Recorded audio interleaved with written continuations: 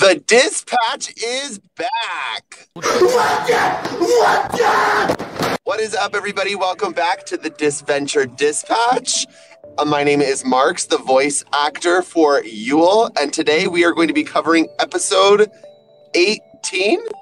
18? 17. 17. Episode 17 of Disventure Camp. Now, I am joined once again by my esteemed panel of hosts. We are going to start out with Jpeg. Jpeg, how you doing today? No, this is actually the earliest we ever recorded. It's only 11:30 p.m. for me, so that's awesome. So, Jpeg, I'm sure you probably may have had some help in writing the horses' names, but if you had the sole authority to name a horse in Disventure Camp, what would you name that That's horse? a really good question. I would probably call it Rarity for the My Little Pony reference. Oh.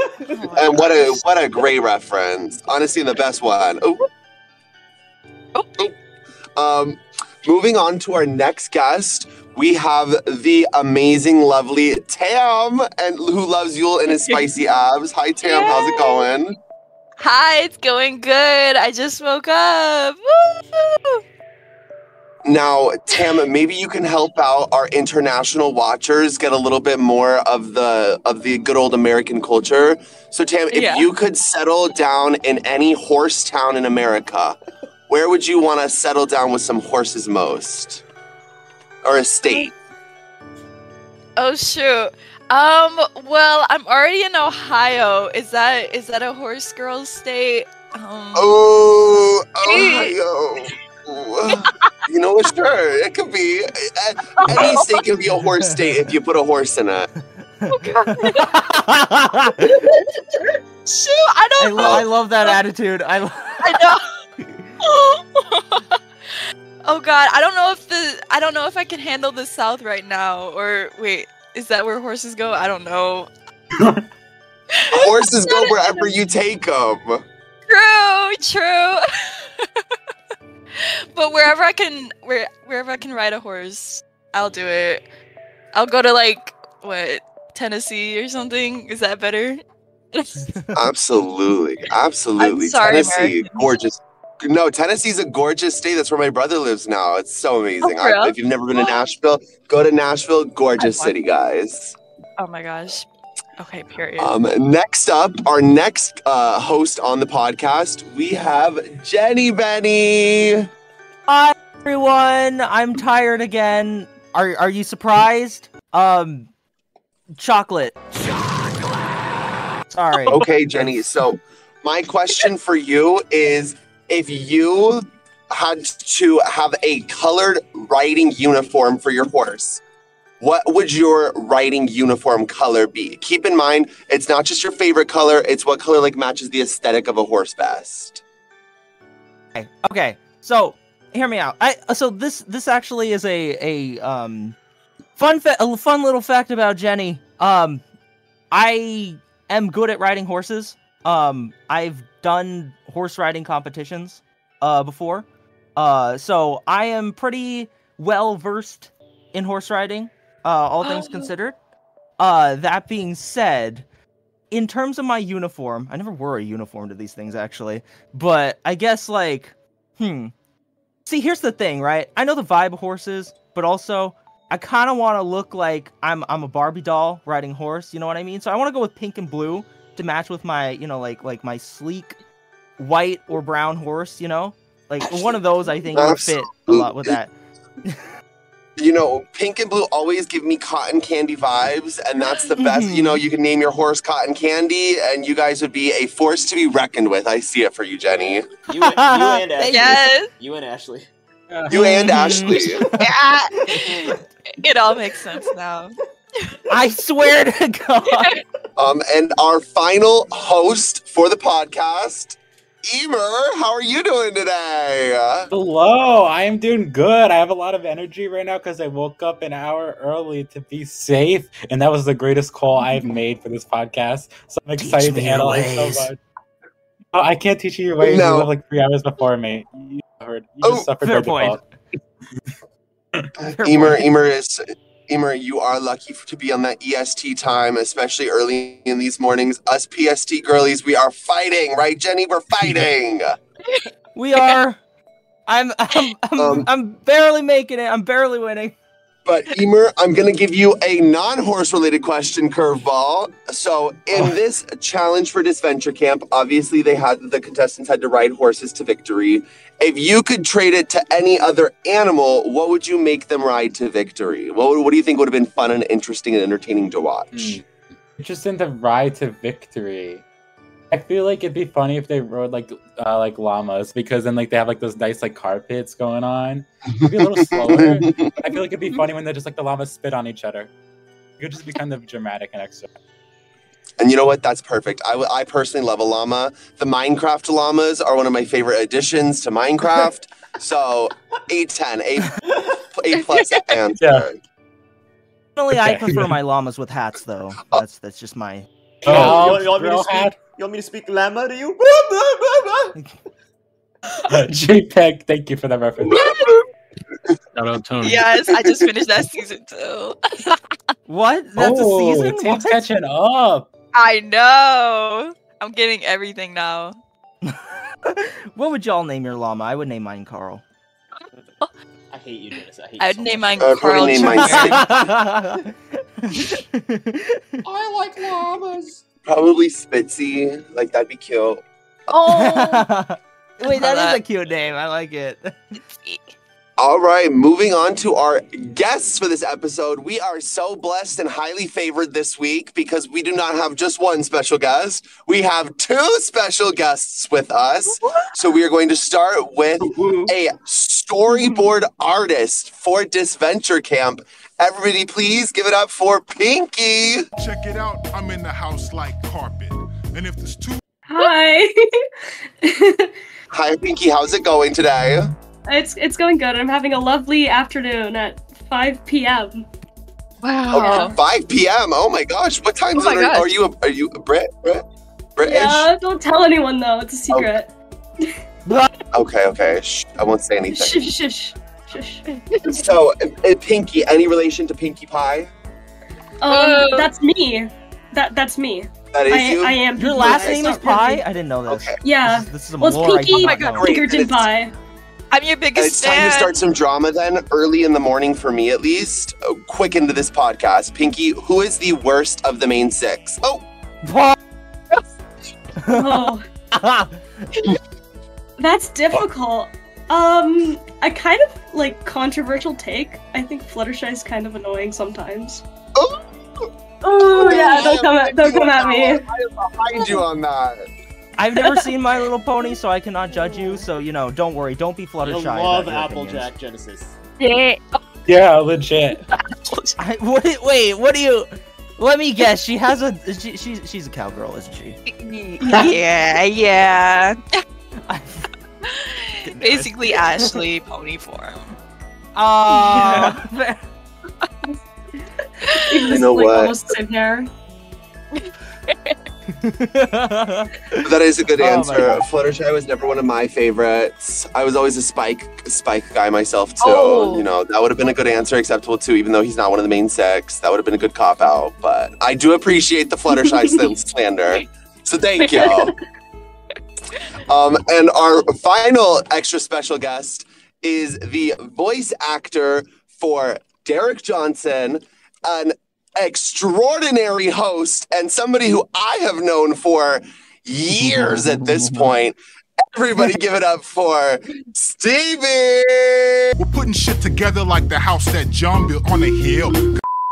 Yes, sir. Hello. Thank you for having me. Oh my god, my Discord mic won't pick up my whooping and hollering. God dang. It is so I felt incredible it. to have you here, Stevie. I am likewise. beyond thrilled to have you as a guest, especially given how much, I know about your history. I'm excited for everybody to know just how passionate you have been from the jump, from your start with Total Drama, Disventure Camp, and everything in between. Now, before I profile you, do you watch BoJack Horseman? Yes, I've seen part of it, not all of it, but part of it. what I was just going to ask, what's your favorite BoJack Horseman character or moment or something that stands out to you in that show? Just because I have watched parts of it too, and I'm looking for any reason to get back into it.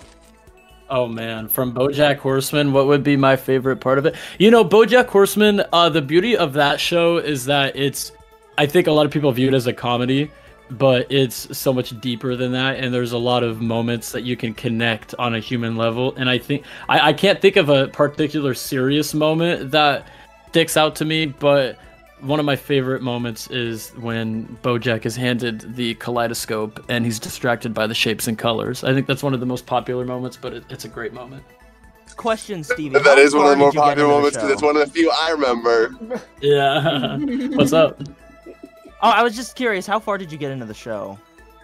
Into BoJack, I think it's been like probably, I mean, whenever it first came out, this is the last time it's been a long time, so it's been a few years. Oh my God! I've seen like 2 seasons of it, maybe. Oh, okay. Oh, yeah. Oh, wow. At least it's better than Michael Campbell. That's more than I made, so.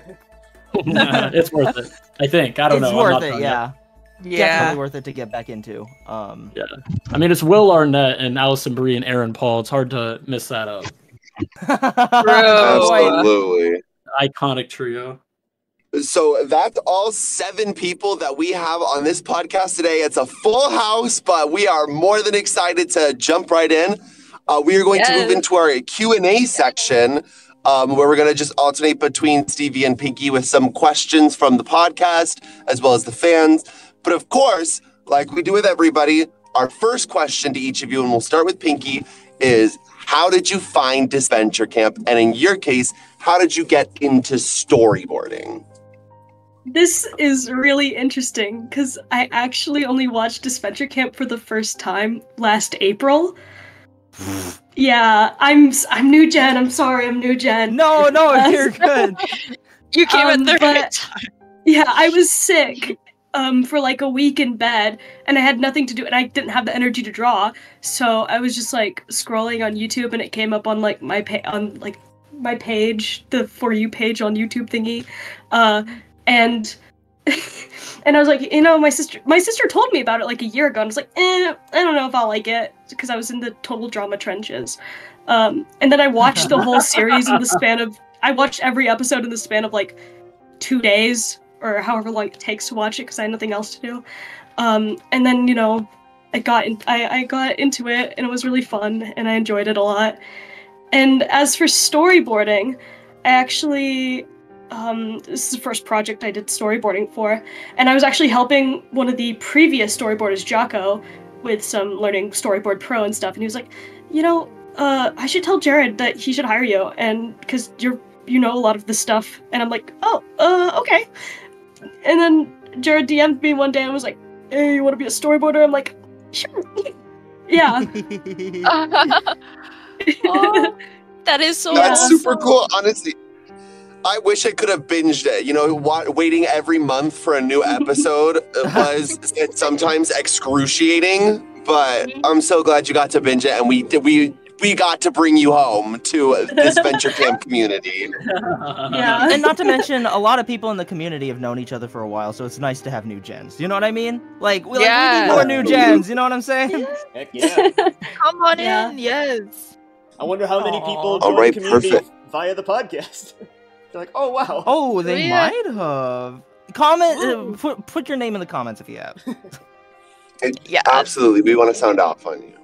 All right, moving on to Stevie. Stevie, why don't you give us a taste on how you got into Disventure Camp, voice acting, and honestly, wherever you want to start, whether that be total drama, that's okay too. So you just go ahead and lay out your whole career elevator pitch. I know you've got one prepped. All right, yeah, I'll go as fast as humanly possible.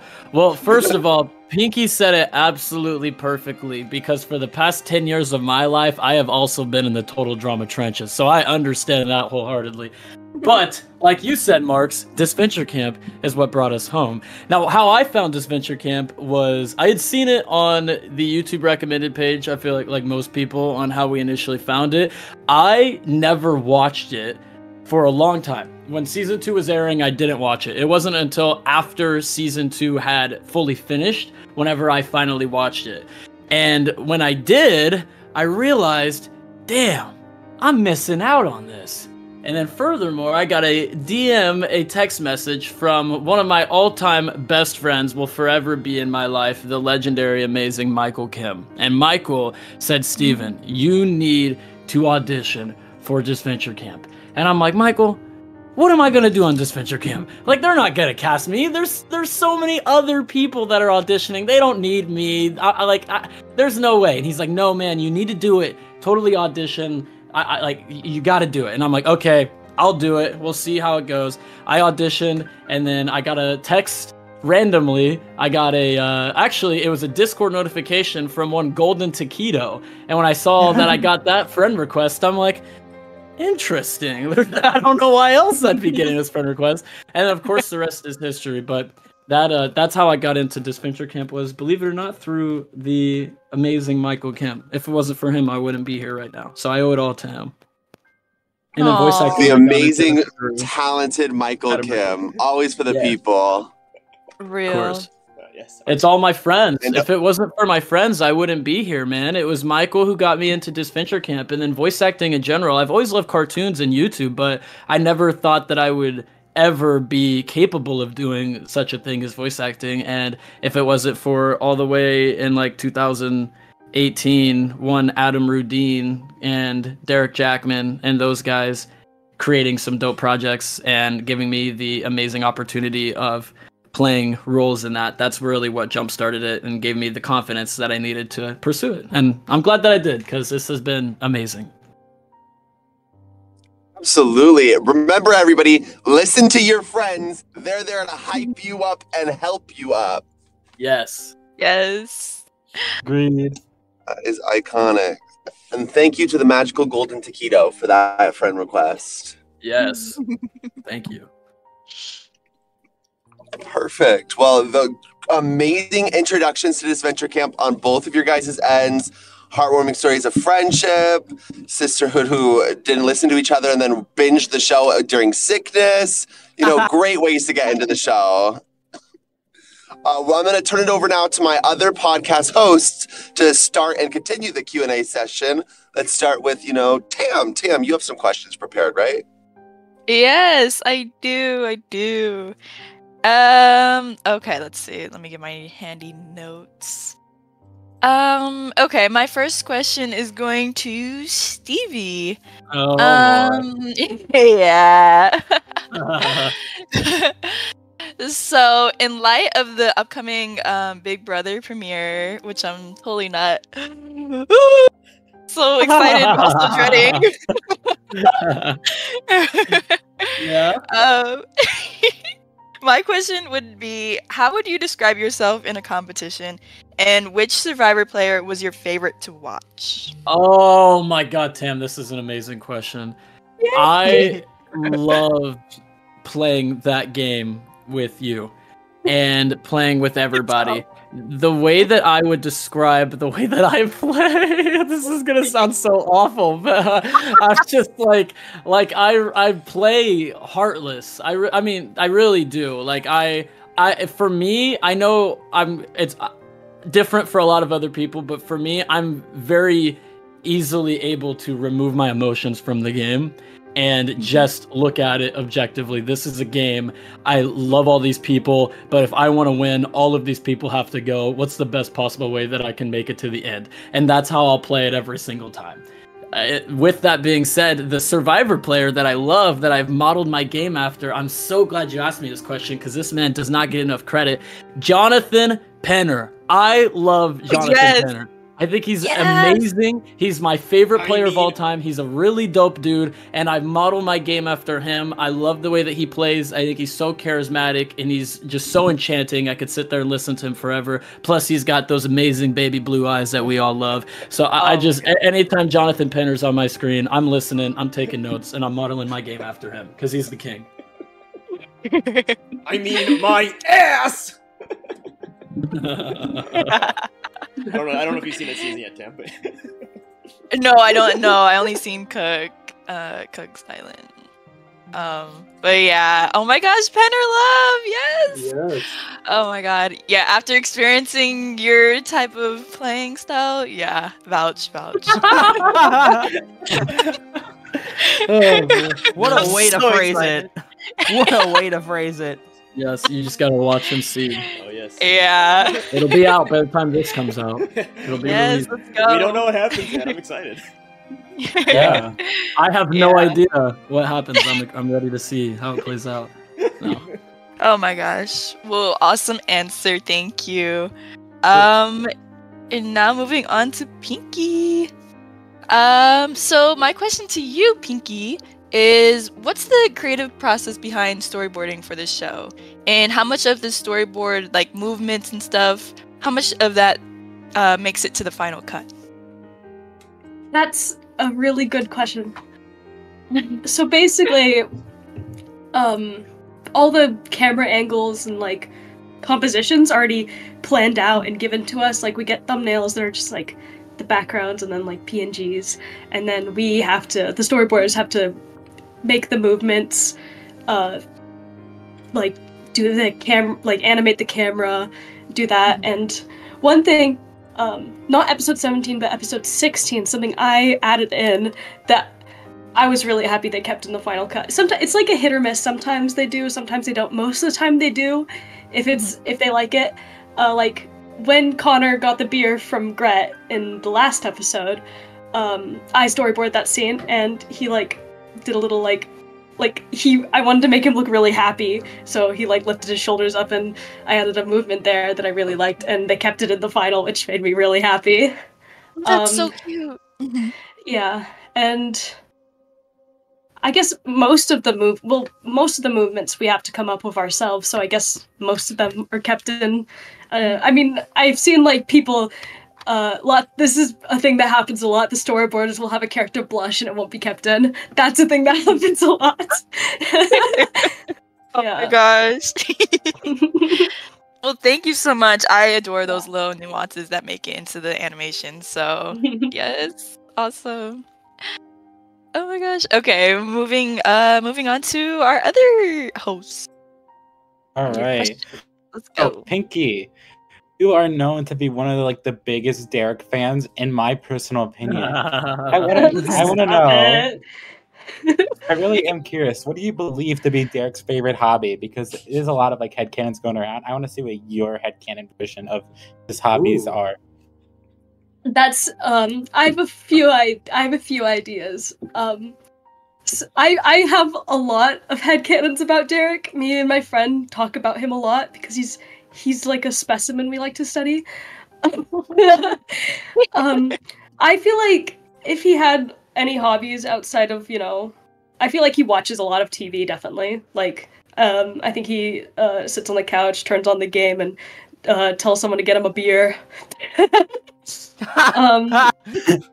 That, and I feel like he reads, I'm projecting a bit, but I feel like he really likes superheroes and comic books. Yeah. Oh, so that might be why there's a VR superhero challenge, because Derek did push for the zombies, so maybe he wants some superheroes too. Yeah, maybe. Oh. That is a very good answer, and I think a lot of Derek fans will be happy with that. But better be. They better be. Now we have Stevie. Recently, you announced on your channel and social medias about the Disventure Camp Funko Pops. Can you tell viewers about this process who are not aware about it? And if you could you tell anything new that has not been announced to the public yet? Yeah, absolutely. So first of all, before I even get into the Funko Pops, I need to say that if it wasn't for some very amazing people, this would not even be possible. So all the credit goes to me. I'm just the middleman. All the credit goes to these amazing people. If it wasn't for Jared and Robert, they could have easily, when I asked them, hey, do you guys like this idea? Is this something we could do? They could have very easily just been like, no, shut up, and then just kick me to the side. But they didn't do that because they're great people and they love their community and they love pushing out awesome stuff. So they allowed me to do this, which is amazing. I also have to give absolute massive props to the very lovely, amazing Korza Corpse. If it wasn't for Korza, I wouldn't have all of these awesome designs to be able to show everybody. And we could just look at the Disventure Camp characters in Funko Pop form. They're adorable. They look great. I love it so much. And then, of course, speaking of, we just talked about Survivor in the past, the very talented, amazing, great fucking guy, Todd Herzog. Sorry, I don't know if I'm supposed to cuss. I'll stop doing that. I didn't mean to. Nah, you're fine. We're more than 5 minutes in, don't worry. I'm a little carried away. Because all the fucking time. Okay, Ben. Sorry. Okay, I should have asked before. But Todd, Todd is the one that designs Funko Pops. He makes custom pops as a full-time job. That's a pretty sick job to have, in my opinion. And so he's designing all of the Disventure Camp pops personally. Every single one that is made is unique and different. So if we do multiple of the same character, every single one that's made will have a slight variation. So that's something really cool. But so, with all that yapping aside, I just had to give the love to all those people because if it wasn't for them, this wouldn't even be possible. But so how we've been doing it is we've been just raffling them off. We have everybody, you can buy tickets and you get the opportunity to buy however many tickets you want, really. And we're going to do live streams whenever... here coming up soon. We don't have the official date yet, so I don't want to give a date and it be wrong, but it's going to be within the next few months. We're going to do live raffles, and it's going to be very dramatic. I'm going to absolutely take my 15 minutes of fame and get a big old, like, I don't even know what you would call that thing, just like a roulette wheel, kind of like bingo, you know how you pull out the bingo numbers, something like that. Yeah. And then we'll open it up, and that'll be a name, and we'll do multiple reveals, and multiple people, if your name is drawn, you can pick any character, literally any character at all, and they can be made. And the beauty of it is that all of the proceeds go right back to the voice actor who voices that character and everybody who's helping with the production side of it, and also just to be able to keep stuff like this alive and keep doing it. So it's been really fun. Anyways, I hope that answered your question. Sorry. That was great. Thank you. Of course. Thank you. All right, I'll go next. This is a slightly unrelated question, but for Stevie, this has been something that I've really wanted to ask. Has Todd Herzog seen Disventure Camp? Has he seen the episodes? You know, that's a good question. I don't know if he's sat down and watched it fully, but he has seen the source material, and I've let him know about the concept, and he has said nothing but very lovely things about it. He likes it a lot, so. That's great. And there are a lot of Survivor players that watch it. I do know that, but Todd, I'm not entirely sure. I know Abby Maria recently tweeted about it, which is awesome. Yes, that's who I was thinking of. Yeah. Yeah. So, Stevie, I've been actually watching your content since around 2017, when there was literally no one. I saw your Korza Corp interview where you mentioned that you made it because there was no one else was making content at the time. There were cartoon YouTubers, but no one else was making total drama content. I guess my question for you is, as someone who was there around that era, 2017, what are your thoughts on, where we are now as a elimination game community? How it's all evolving and all that? Dude, how different is it it's from ridiculous. It's crazy. Mark's can vouch. It is crazy. It was not like this before.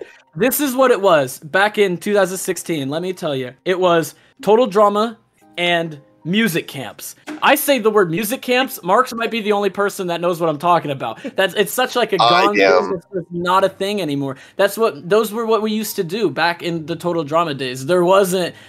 First of all, nobody was animating their own show. It was at most PowerPoint / keynotes and text made through whatever video editing software. Shout out to the amazing Cove for creating that and bringing that to light, and all the other people that have done it. But it's so different. Back in 2017, it was me and then Ricky and maybe a couple other people. But now, like today, I couldn't even tell you how many different people there are that are making videos. And that's what's mind-blowing to me, because you knew who somebody was. If you were involved in the Total Drama community back in the day, you knew who they were. Regardless if you didn't talk to them, if they didn't even make YouTube videos, anything, you knew of their existence. That's how tight and close the community was. And now, fast forward, there's so many people, I have no idea. I don't even know everybody in my Discord server, let alone the community. It's ridiculous. Like, it makes me so freaking happy to see it, because never would I have thought, being 16-year-old Steven driving home from working at McDonald's at 10 o'clock to go home and make a YouTube video about why Lashana shouldn't have been voted out in Total Drama Island would have it led to all of this now, and we've got so many people that are doing it. And Disventure Camp, like, this community is so big that we have made a new show that is big enough to be talked about on YouTube. Like, that's absurd. That is so crazy that a new show has been made by this community, and it's done so well that it is now a topic of conversation. And when people see that name, they know what you're talking about. It's not just a group of friends that knows it. Everybody knows it. That's so magical, man. Yeah, no, it's crazy to me that like a lot of people from that era is no longer here anymore. It makes me kind of sad. I wish they were still here to see it. Yeah, how much it is sad, man. Shout out Ricky. Shout out my man Ricky. Yes. I remember that 2019 era. It was just dead. There's just nothing going on. It's so sad. Oh gosh, I know. Yeah, we starved. Yeah. Now, Pinkie, that I do not know of this Ghost Town era. Sorry, go on. No, there's just nothing. It's just, you go in like Total Drama communities, it's just dead silence. Yeah. For like a few years. Then Reunion came up, and then you know what happened there. You know the story. We gotta talk about that. You know the story, Genesis. I guess that's my segue to you, Pinkie. As a newer fan, what's it like being here at the I wouldn't say tail end, because like we're not ending. You know, on the later end of the community, you know, you can binge watch DC1 and DC2 in full now. You don't need to wait 10 months like the rest of us did. That's it's definitely nice. Like, I've never had this many followers on like Twitter and Instagram and stuff, because I like randomly was like, yeah, this show's cool, draw some art of it, and then I'm like, oh geez, that's a lot of people liking my stuff. Because I didn't realize how big the fandom was until I like started posting art about it and then interacting with other people. And now I met my best friend who I play like duos on Overwatch with through Disventure Camp. It's definitely interesting. Because I remember back like Total Drama Amino, and the fandom back then. Yeah. And I was like not super well known, but like I had people that would like, I had a lot of people that followed me was for Total Drama art, and I feel like it's just a natural, I guess, what's the word? Like a progression. Like I went from Total Drama to Disventure Camp is just like it's like a natural like evolution. Because it's just like a lot of people are passionate about this show, and it's just really interesting because I've always liked Total Drama since I was little. And I guess I just I think the reason, like, I don't know what I'm saying, sorry. You're good. It's just good. Yeah, it's really nice because it's a lot of people that care about this show, and it's not made by like a big studio. It's just made by like some people on the internet, and it's just fun. It's just fun. Yeah. Oh, okay. We're moving on to my questions. Okay, perfect. So, Pinkie, I would like to know, on a personal note, and out of the episodes or out of the episodes that are currently public, or in episode 17, though you can talk about future episodes if you want, wink wink. Out of all the episodes that you've storyboarded for, what was like the scene that really like stuck out to you the most, and like what was the one you most enjoyed storyboarding, if that makes sense? My favorite scene I storyboarded is in a later episode. Dang it! Yeah. Any other one that stuck out to you in the? I really like storyboarding I guess all of my episode 17 scenes, because it's like the most amount that I've done. I guess I think I really liked. I think my favorite scene though, that's a current out scene, is probably my scene from episode 16 with Gret winning the challenge, because I feel like I got to put a lot of my own personal flair with the movements and stuff, and that was really fun to do. It's really funny because my friends that will go on the Patreon and watch all the storyboards are like, I know which ones are yours. Really? Yeah. I need to pay more attention. I need to look at each scene, compare your personality to the story scenes, and try and guess which one. It's mostly how I draw faces and stuff. It's not really a spoiler since I don't think he ever gets voted out to my knowledge. I really like storyboarding Derek and Trevor. They're my favorite characters to storyboard. And just the staff in general are really fun. Right. They all have really interesting designs. And I love how you say to your knowledge, you don't know whether he gets eliminated. To my knowledge, I don't know. Not. I think, take him to the curb. We're done with that guy. Yeah, it's just because I draw Trevor and Derek a lot, so I could literally probably draw them blindfolded if I needed to. Oh my god. Yeah. I'm literally drawing Derek right now. You know what? If any of Pinkie's friends are watching this, put Pinkie up to that challenge. Take Pinkie up on that. No, please. Have her draw it blindfolded. I want to see Pinkie's video to be posted on Twitter. I will retweet it. Oh my god. Oh my gosh. Yeah. All right. I'm just excited for later episodes. Yeah. I'm excited for later episodes to get to share the storyboards that I worked on. Let me know when we reach that episode which scene it was. I will. But yeah, Stevie, my next question is for you, and it's about something very relevant, especially in particular to today, because as we are speaking, a current video is about to be released. And so my question sort of involves the lovely game that you are hosting called Stevie Showdown. Yes. Currently you have done 4 seasons. The 4th one is about to be released, and you have Jace as well as the lovely Marks guest starring on it. Yes. So my question is sort of it's a question for you, but I also want to get Marks's sort of Mark's sort of chiming in on this as well. I want to ask sort of the origins of how Stevie Showdown came to be, as well as your experience hosting it, as well as Marks's experience sort of playing in it. Obviously without spoilers, because, you should definitely check out the video when it comes out. Yes, check it out. You'll love it. Yeah, absolutely. Thank you so much for that question. Yeah, so Stevie Showdown is, it's actually really fun.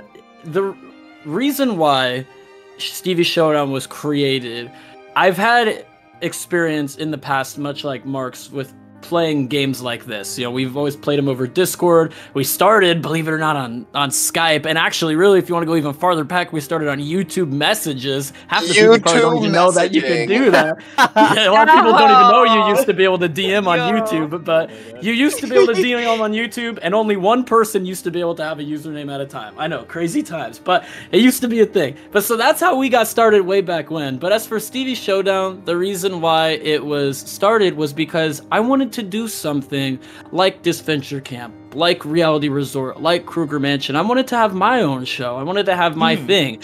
But I knew, okay, I've got to be realistic with my financial situation. Don't know that I can drop this amount of money on a show. And ultimately, I didn't really have an idea for an animated show, and I didn't think we really needed it. So I'm like, well, what else can I do? Okay, I know how to edit. I can record. Why don't I just host a show and have people I know compete in it? And I'm like, oh yeah, that would be fun. And then so I just did a test run with season 1, and I wanted to see how it would go. And some of those people that played in season 1 I have never met up until that point where they auditioned for season 1, and they are now, to this day, some of my best friends. To the point where I've even met up with a few of them in person already. That's how awesome this community has been. And like you said, we've done 4 seasons now, 3 of those seasons being original casts. It's such an amazing pool of people that we've gotten to have. A great alumni, of course, like you said, amazing. Mark's competed, Jace played. I've had so many other people in the past. Maybe some people on this call will play in the future, who knows? But we've got so many awesome people have played, and I got to give all the love to them, because if it wasn't for them, then what am I going to do? Host a game and play with myself? Stevie Showdown Schizophrenia Edition? Like, no, I can't do that. We gotta have some actual people to play. So I'd watch that. Yeah, it would be funny. I just vote myself out over and over again. But yeah, it's like Disventure Camp Survivor over Discord. That's the concept of it. It's not really much different than that, but it is different because we're on Discord and nobody else is doing that, so it's kind of fun. And it's got a bit of Stevie touch. So yeah, exactly. That goes a long way. That definitely goes a long way. If you want to see Derek Johnson in real life, that is Stevie's Showdown. Marks can maybe attest to it, but I tried to be absolutely. I'm glad Jenny asked this question so that I could give my review. Stevie Showdown. I am somebody who has played orgs since the dawn of time. You have seen me in an Instagram org, Twitter org, YouTube org, whatever platform people host orgs on. You've seen me in them. This was one of the first times I've done an org with my face on a camera, where everybody else is on a camera. And it was just such an exhilarating experience having to lie to people's direct faces. Like, that to me was really one of the most peak experiences in orgs for me, just because there's nowhere to hide. There's no social gaming. There's no DMing people on the down low. You got to do everything face to face. You got to actually put your chutzpah in to wanting to strategize. You can't just float and coast in a game like that.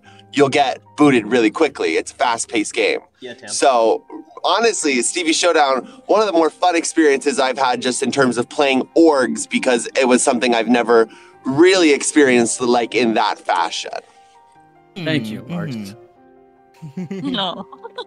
Problem. I love that answer, though. Oh my gosh, I'm very excited to watch the episode when it releases. I'm excited for new guests to come in future seasons as well. Yes, yeah, we're gonna have season 4 is the first season with Disventure Camp voices, but it is absolutely not the last. I will make that perfectly clear. Oh, I'm so excited! Oh my god! So definitely all and reality resort voices. Yes. Oh yes. Exactly. For sure. Might as well just get all the total drama inspired. But anyway, I lost my train of thought. Yeah, definitely be sure to tune into Stevie's Showdown. By the time this episode's released, season 4 will already be out. So be sure to watch that, and also stay tuned for season 5 and upcoming seasons. Yeah, cool. All right. Hell yeah. Yeah, those are my questions. Do we all ask? I'm glad you asked that question. Oh, well, I have a quick question. I'm glad Jenny asked that, so I gotta direct it back a little bit to Disventure Camp. And Stevie, I really want to know from you, what were your thoughts when you saw Disventure Camp staff stories, and where were your immediate thoughts in terms of where that's going to take Disventure Camp for you in the future? First of all, let's see, when was it? It was March of 2024.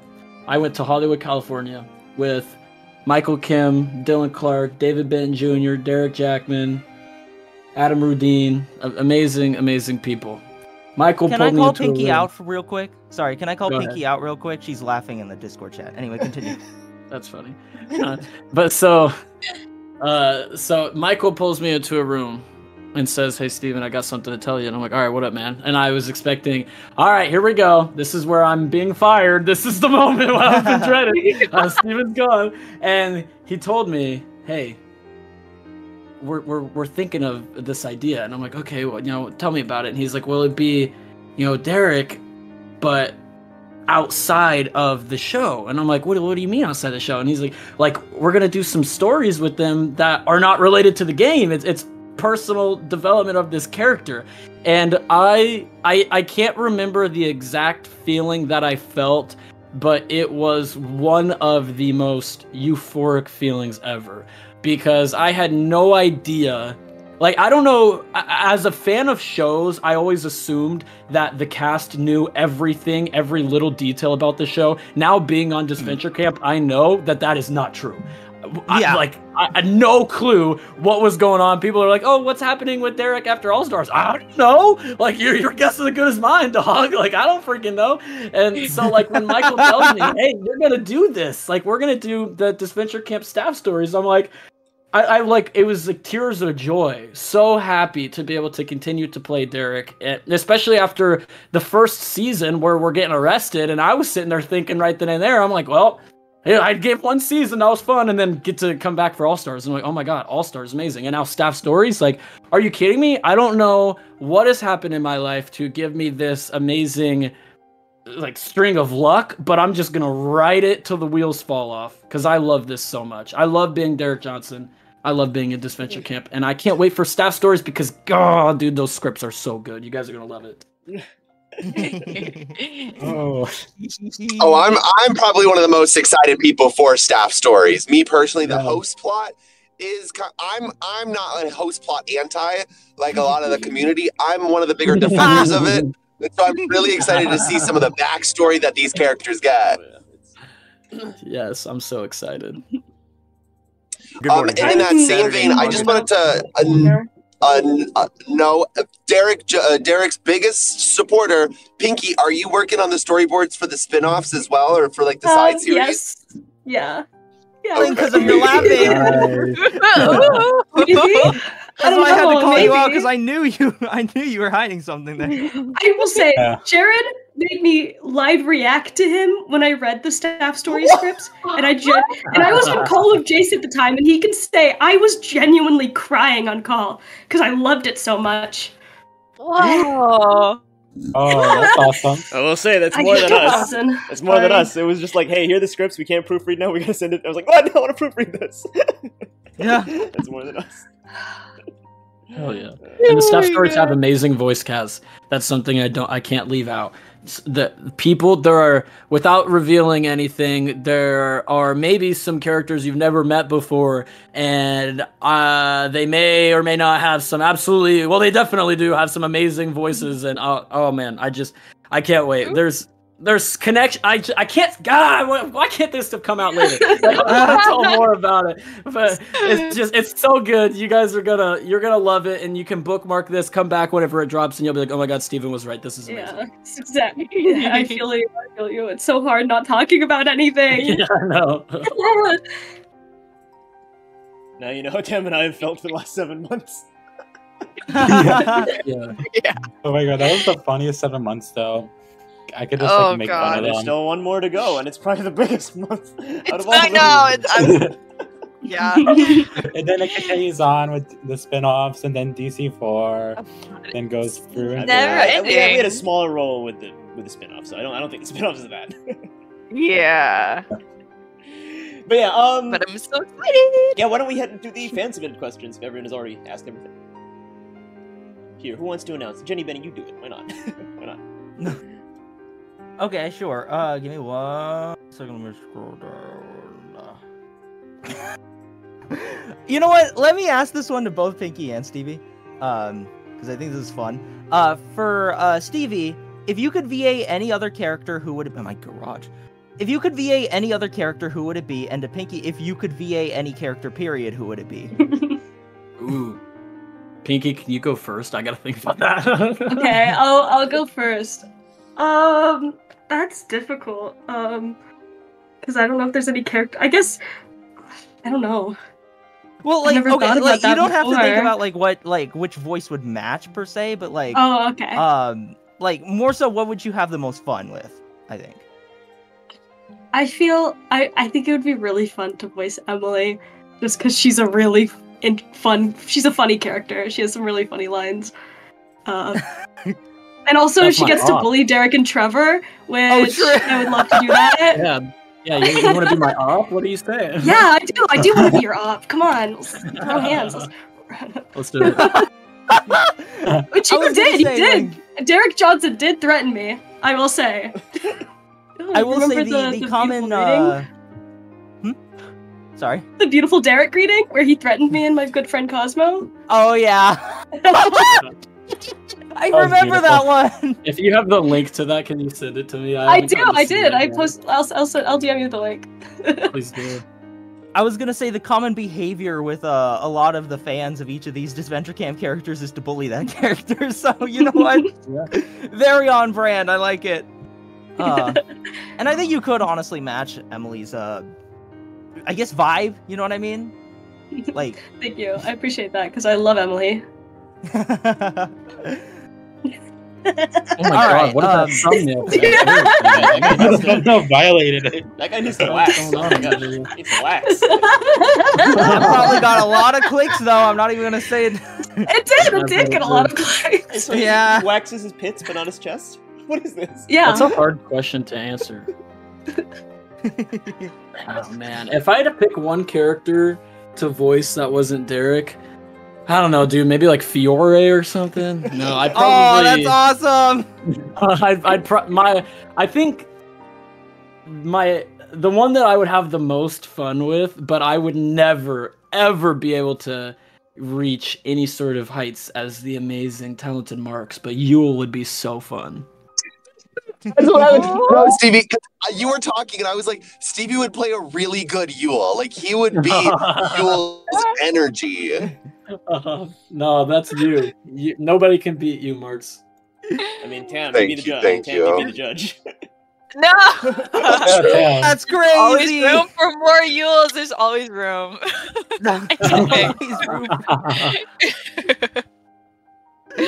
Oh my god.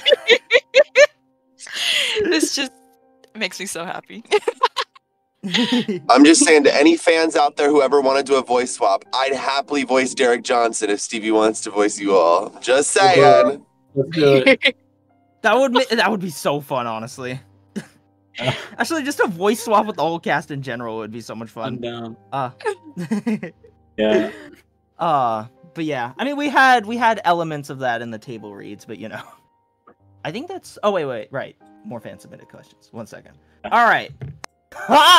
Okay. I feel like this question was directed at Pinkie because we obviously. So the question is, who is better, Derek or Trevor? We obviously know who Stevie's gonna pick unless he wants to contend otherwise. But I imagine not. So Pinkie, who is better, Derek or Trevor? On a fundamental level, it is Trevor. But I do draw Derek more. I think about him more. Like, I can go to me and my friends' DMs, and there's more Derek mentions than Trevor mentions, which is a bit scary. But Derek's he makes me laugh. Like, I will say, Stevie, every time in like future episodes and released episodes, every time Derek comes on screen and I'm watching the show with my friend, we pause it and we just have to laugh and cry because I don't know. Thank you. He's That horrible, but like in the best way. Yes. I have a Derek Johnson soundboard. I don't have a Trevor soundboard. I have a Derek soundboard. Okay. Yeah, you're gonna need to show me this. Oh no! Oh my god! Never mind. Not necessary. Not necessary. That's funny. I forgot I had to do that. Oh my god! Piss. I'm gonna pick Derek as that answer. I think.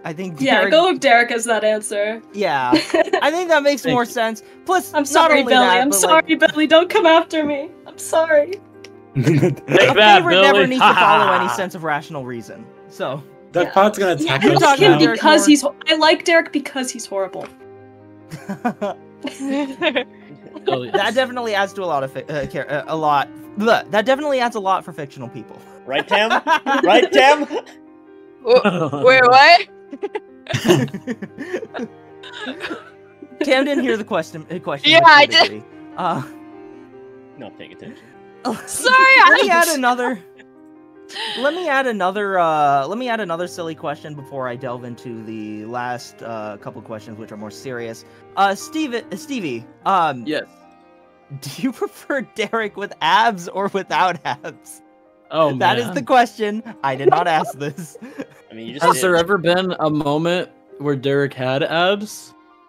That's the question. Yeah, there was. Okay. Oh, yeah. People, in the past, people had What Pinkie knew in his heyday. She had no time to look it up. She had no time to look through the scenes. She peeked out like the post-it notes in her room, and she went, "Yeah." There you go.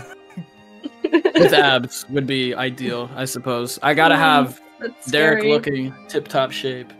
Plus, scary though. But are they spicy? spicy? If I can get Blank loves Derek and his spicy abs, then we're good. That's all I need. You know, before I got my Derek greeting, I had a genuine nightmare about my Derek greeting. I was scared they were going to give him abs. I had a genuine nightmare about Derek Johnson with abs. What? Nightmare? It was a nightmare. I was like, in my dream, I got my greeting, and I was like, oh no, they gave him abs. This ruins all my fan art. Oh, that's why. Yeah. Okay. Yeah. I remember you telling me this, though. Yeah. It's so funny that they did it without the request. Yeah, they did it without you specifying. I didn't specify. Because I wanted it to be canon. Imagine the world where they decanonize something from the storyboard artist. Oh my god. That's amazing, though. Okay, yeah, so the last questions are a little more serious than those, but that was a lot of fun. So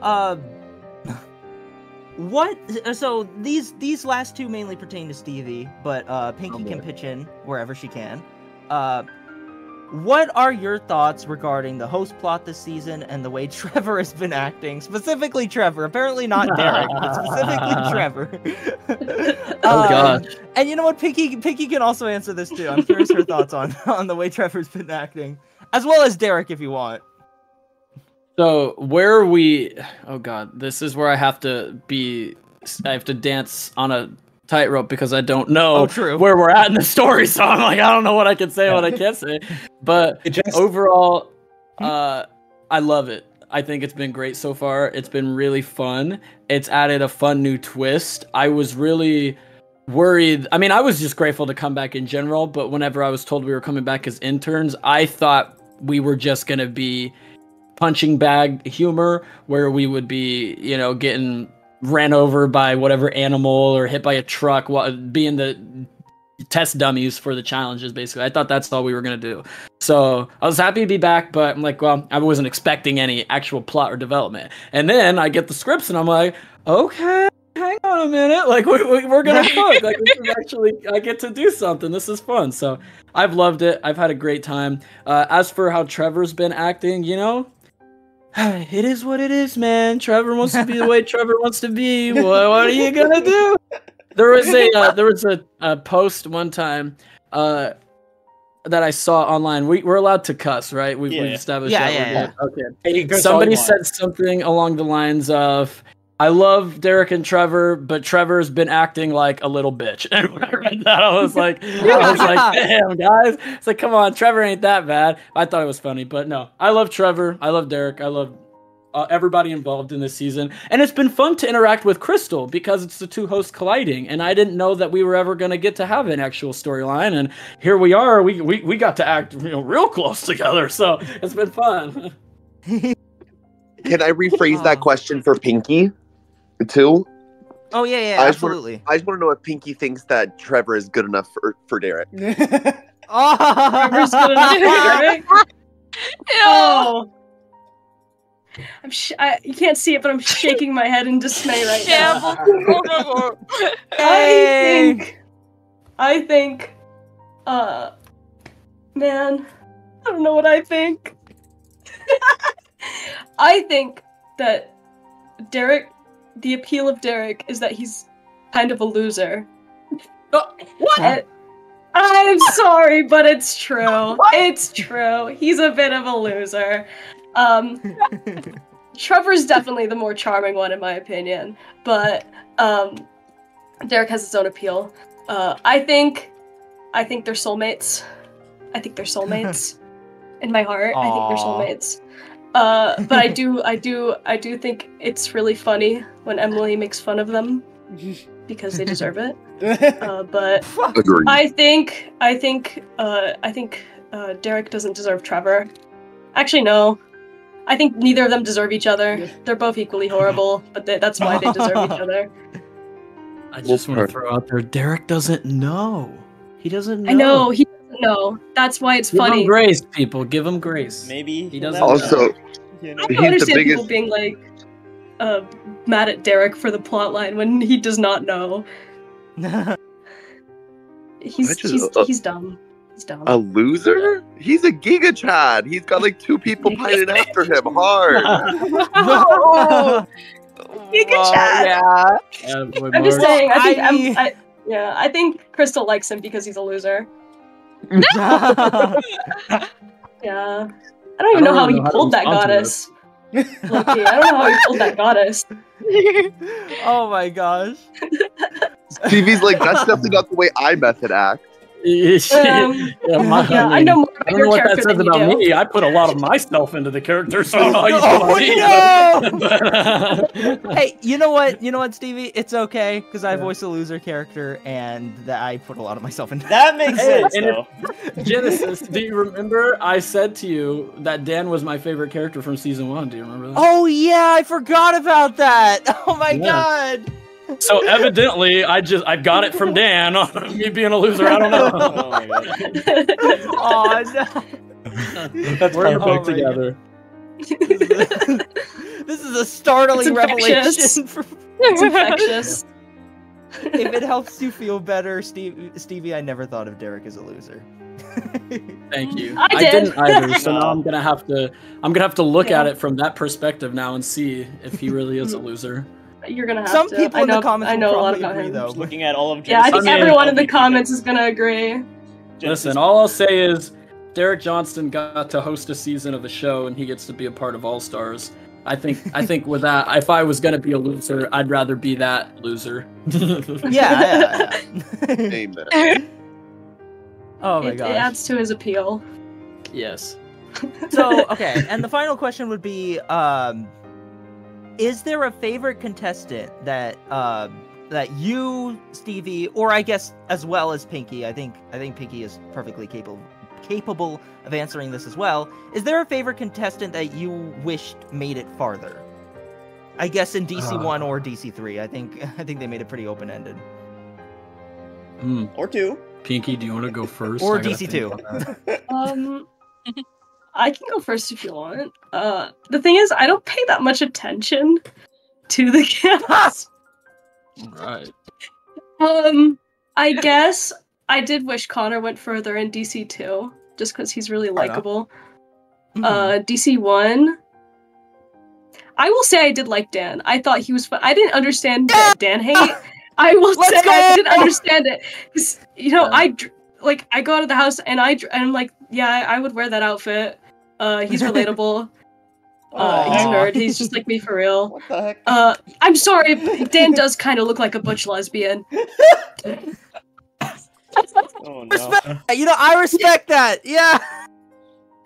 Aww. Yeah, I did wish Dan made it farther because I just found him kind of funny. Yeah. Right. Because I like I was a Harold fan. Yeah. Oh yeah. Yeah. No, that's in fair. DC3. So far of the contestants that are eliminated, I do wish that. I do wish Lake made it farther, but that's just because, you know, she's just like me for real. But I do understand. I don't have a problem with any of the eliminations in DC3, probably because I'm not paying attention to them. Interesting. Yeah. Oh, you're mostly paying attention to the staff. Yeah, that's I mean, obviously. What else would I pay attention to? What else is in the show? No, I didn't even know there was contestants. You have your priorities, and we love that for you, though. They're contestants in the show? I didn't know that. Those were great. Hey, it's Stevie's turn. Oh boy. Okay, so I'll go through in the order that they came out. I'll start with season 2. The character that I wish made it farther was my favorite from season 2, which is Yule. Aww. Yeah. I wanted Yule I got excited. to make it very far. Ha, I love virgins. Oh my god! Brought that back. I love that. Season 1, I won't pick Dan because that was just the answer, although Dan would have been my choice. But I will pick a second character that I think nobody talks about, and I love this character. I think they have a lot of potential, and I'd like to see them again. I wanted to see more of Drew. I thought Drew had a lot of really cool potential. Yeah, and I don't know, Drew was just fun. And I remember auditioning for Drew, so I don't know if my audition was just so bad they decided to just not cast anybody. That's how bad it was. And they were just like, we're just going to not have a voice for him. But I loved Drew. I thought he was cool. And then as for All-Stars, my pick is not somebody who really got out early by any means. It's just somebody who I was hoping would have made it all the way to the end. And that is going to be my favorite character of all time, which is Alec. Oh, good take. Yeah. I had Alec predicted as a winner, so I was sad to see him go. I'm kind of fake for that though. I'm so sorry, Genesis. Yeah. No, you were like, oh my gosh, yeah, no, you were like, oh yeah, I took an L in episode 16 because Alec went. No, you didn't. No, you didn't. Didn't take any L's this season. What the heck? I loved Alec, but like he had to go. No, he didn't. No, he didn't. No. It's so funny because like Jpeg messaged me 3M, and I was like, yeah, I want to put Alec as I predicted. I wasn't like thinking at all. It was like just the Vista Conrio stuff. And then I was like, oh shit, yeah, Genesis had a winner prediction. I hyped them up on that, but I kind of dropped back on it. Episode 9. When the whole kid comment came back, I'm like, yeah, I gotta ditch. I'll have you know, Stevie, Imer and Pinkie as well. Imer betrayed me on this. Oh? He was like, oh my gosh, like, wow, you know what? Alec winner, you're so right. That's totally gotta happen. Last minute, episode 16, Jpeg's like, oh, what's your winner prediction? And he goes, actually, Alec's totally gonna get out and Rhea's gonna be in. Never told me any of this, by the way. The episode comes out, So Alec was jinxed, is what you're saying.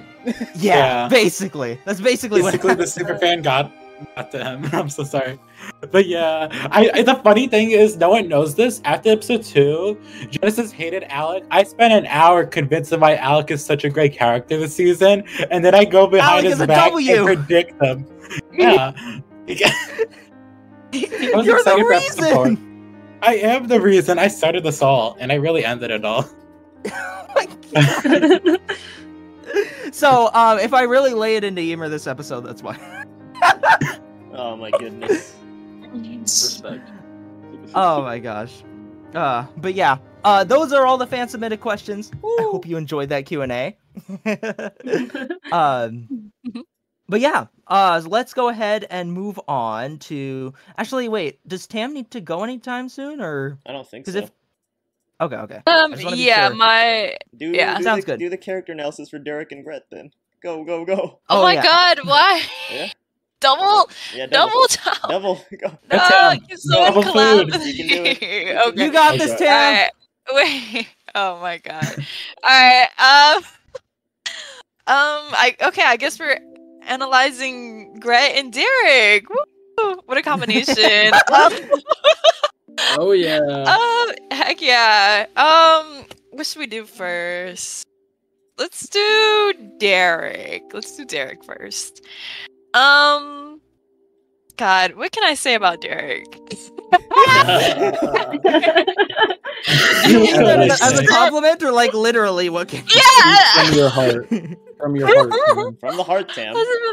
From the heart? Okay. Well, I mean, I know we like shit on the host stuff a lot. But you know, I mean, honestly, I really like Derek this season. Like, I think he kind of moved up over Trevor for me. I really love Trevor, but like, yeah. It really was those Patreon shoutouts. Oh my God. Those spicy so abs. Goated. What the fuck? I can't believe they kept in as much as they did. I was not expecting those to make the cut. I think I have a soundboard of one of them. Yo, yes. He came in clutch. Oh my god. But in the actual show, yeah, I mean, I think he was fun. I think and we got like a little bit of insight on him, like kind of like because he was so disconnected from Trevor a bit this season.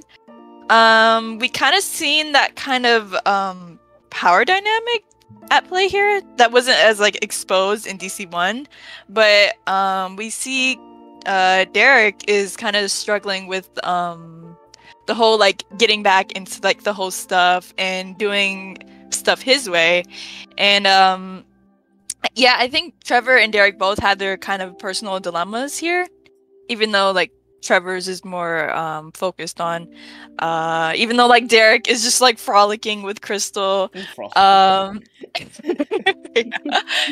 seeing that kind of ew, oh my god. We're seeing that kind of gradual build. I just had images in my head. Oh my god, no, I don't want to think it's baffling. But yeah, it's starting to accumulate now, and soon we'll see how Derek and Trevor really do feel about each other at this point. Spoilers, Tam. Yeah. What the heck, Tam? No, but like it's coming. That's not. I'm shocked. I did not expect that to happen. Damn. Spoilers. Oh my god. Derek and Trevor. Saying much. I'm not saying much. God. Trevor will never be canon. Yeah, totally never gonna be canon. Exactly. There's no way they would hype up 2 seasons worth of an arc just for nothing. I agree. It's not gonna be canon. It's definitely not. Totally. Derek and Crystal are gonna get married at the end of this, right? Yeah. Oh my god. It's the funniest end credit scene ever. You're getting fired. It's actually Trevor and Crystal that are gonna end up being married. Yeah. That would be the twist of the century, though. The internet would actually like go down. And then Emily and Derek. I mean, Genesis, you're implying the internet doesn't go down in flames every other day. So that's true. That's a fair point. That's a fair point. Okay. Touche. So yeah, those are my thoughts, I guess. I don't know if anybody else in this room right here has more thoughts about Derek. Well, I was gonna say, okay, I do want to add to something. As much as I personally haven't been a fan of the host plot, not because of it wasn't because of the characters themselves, and I do like how this arc was able to sort of give it's kind of like the DuckTales reboot, how like they used to think of Huey, Dewey, and Louie as inseparable, and then they give like arcs to each of the own, like each person in it, like, and give them their own personalities and stuff. In season 1 we always saw Derek and Trevor together. And so you just always kind of thought of them as together people, romantically or platonically, either way. But now, like because of this arc, you have Trevor doing his own thing with Emily, but you also have Derek doing his own thing with Crystal, and it gives sort of like an opportunity for both of them to flesh each other's own stories out, give themselves their own sort of like, I guess, identity separate from the other. They're gonna come together eventually. It's come on, y'all, come on. Come on. Next you're gonna tell me that Gret's gonna overcome Yule. Yeah, right. No way that's happening. Yeah, right. No never gonna happen. Exactly. Oh no, Yule always wins. You always win. They'd be Kai though. They'd be Kai. He did. He sometimes wins, and fine. Then he gets squished by like a ball of like yarn. Exactly. And then like a studio light. And then that becomes everyone's therapy. Stop reminding me. Strong gust of wind. Except for Tam, it's not her therapy, but it's everyone else's therapy. This is why Tam goes to therapy. Poor Yule getting hurt. Poor beast. That poor beast. I like Derek's face because Tam and I bullied Jared into changing his face shape. Oh, yeah. Oh my god. Yeah. He's looking like so face love. Derek. He looks so friendly. I know. Oh, baby face. Baby face. We kept on calling him a baby face, and Jared was like, "Okay, we gotta change this." Yeah, we gotta sharpen his chin. Oh, so you literally bullied him? Yeah, no, it's not a joke. That's what happened. I saw that. I was like, oh. I think so Beta funny. Derek is like they're twins, and Beta Derek's the good twin. Yeah. I guess that's it for Derek. So Tam, you want to move on to Gret? Oh god. Oh god. You got this, Tam. I'm gonna have a field day with this one. I'm gonna have a field day with this one. Yo. Do not bully. We're gonna gamble. We're gonna do Gret content. Yeah, after all that stuttering in the past, you can finally talk about it. No! Oh my god, finally. But like, to be fair, Gret was so hidden. Like, obviously, I was able to make dots, but like, not everyone could make the dots. Now they could. You really had to toot your own horn for that one. Not everyone can make the dots except me.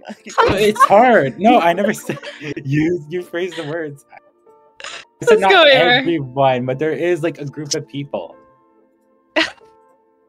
Group of people. Yeah. Oh my god, I'm in tears. I don't know. It's Assume the group. Oh god. Okay. Go ahead, Tam. Oh my god. Okay, with Gret. Do Imer proud. Yeah. Yeah. Oh god, no. You're gonna do me proud. Okay. We're gonna clap on this, but like, I don't know. I've come to really adore and appreciate her, especially now. Like, Gretchen, she's back, baby. Oh my god, I loved seeing her like more strategic side come out more. And like that's the whole point of her story, is just like coming out of Yule's shadow and finally rising above it, and just really coming out of her shell. And like after we've seen all these issues arise, and we've seen that like even DC1 was just a facade, and just a cover up for like her insecurities, and they're like finally being dredged up due to her abusive relationship with Yule, which is hard to watch. It was hard to watch sometimes. I know her art kind of gets flack from what I've seen, maybe being like mishandled a bit. You know, sometimes I do agree with that. I do like, my biggest gripe with it is that we do see Yule just hammering it down a little bit too much during those middle episodes, and it's really hard to watch, especially if you like know like the meta kind of lore with Gret Gret not always being treated fairly by fans. Oh my god, there are real life consequences with this, and yeah, that kind of back and forth we struggled with. It brought it down a bit for me, but like I think especially with her team up with Gabby, we see it transform in a different light. And I think we always seen this build up kind of happening, especially with her like conversation with Rhea, and Yule talking with James about like why he's doing it. You know, he's just illogical. But yeah, with Gret, yeah, I think that she's just like really coming out and like really finding herself despite everything that's been going on. And in this episode especially, we see that her relationship with her mother, I know that in DC1 they hinted at that, but like it's coming back now to wrap up her arc in full circle. Yeah, and then I think that we just like really see those vulnerabilities that where Gret is coming from. During the early episodes, we really did not get to see that because Yule was just like really taking away her light and her spirit and everything. Mm-hmm. So yeah, I think Gret is now finally coming fully formed, and I love how like she says good luck to Rhea, because like we gotta be reminded that Gret is still like on the edge of kind of like being this gray character. But I mean, now she's really just like holding it together for herself, and I love seeing her blossom. And all I have to say is there's still more. You just have to wait to get your food, more Gret food. So I'm excited for that. But yeah. Really well said. Imer, you want to pitch in on this one? Yes, please. Oh, Gret, as a viewer, I've been a big Gret fan since AC. Going into DC1, I was excited with the direction. It was like a really cool thing. You see Gret like run the team, and then like episode 6 things go south, and it's like, oh no. And then like she does learn about herself more, and then we see how she battles her own abusive family that neglect her. Then she gets past it. And everyone's like, yeah, Gret's. I was like, oh god, also it's gonna be so bad for me. Gret's gonna be this perfect character, and they're gonna mischaracterize her by like saying, yeah, she's moved on, it's good. And I see the poster, and that shocked me. I was like, well, they're not doing a lake with her, which I predicted, but they're doing a whole new storyline. Going into the season, you see the poster and it has Yule together. That had everyone go nuts, I remember. When you see them like kissing the plane, look at that reaction of all those contestants. That was the fan reaction. That was the fan reaction to that couple. It was that brutal. Like, shocking, because everyone knows who Yule is. How Jobber like played into Yule's character where he could lie for a bit.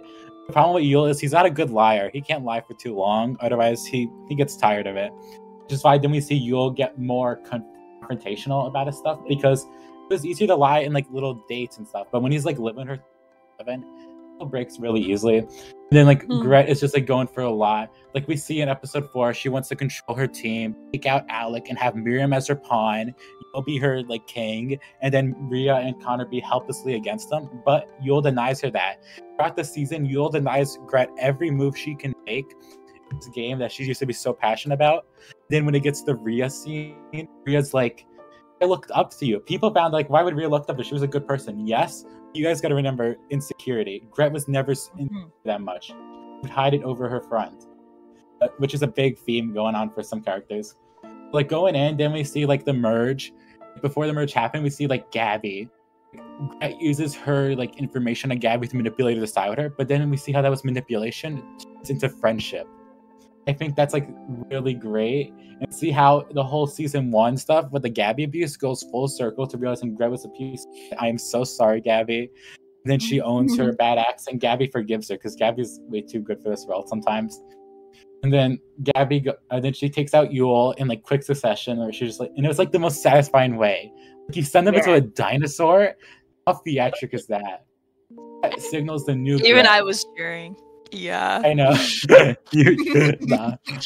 And then obviously, sadly, Gabby lost her TikToks, and that hurt.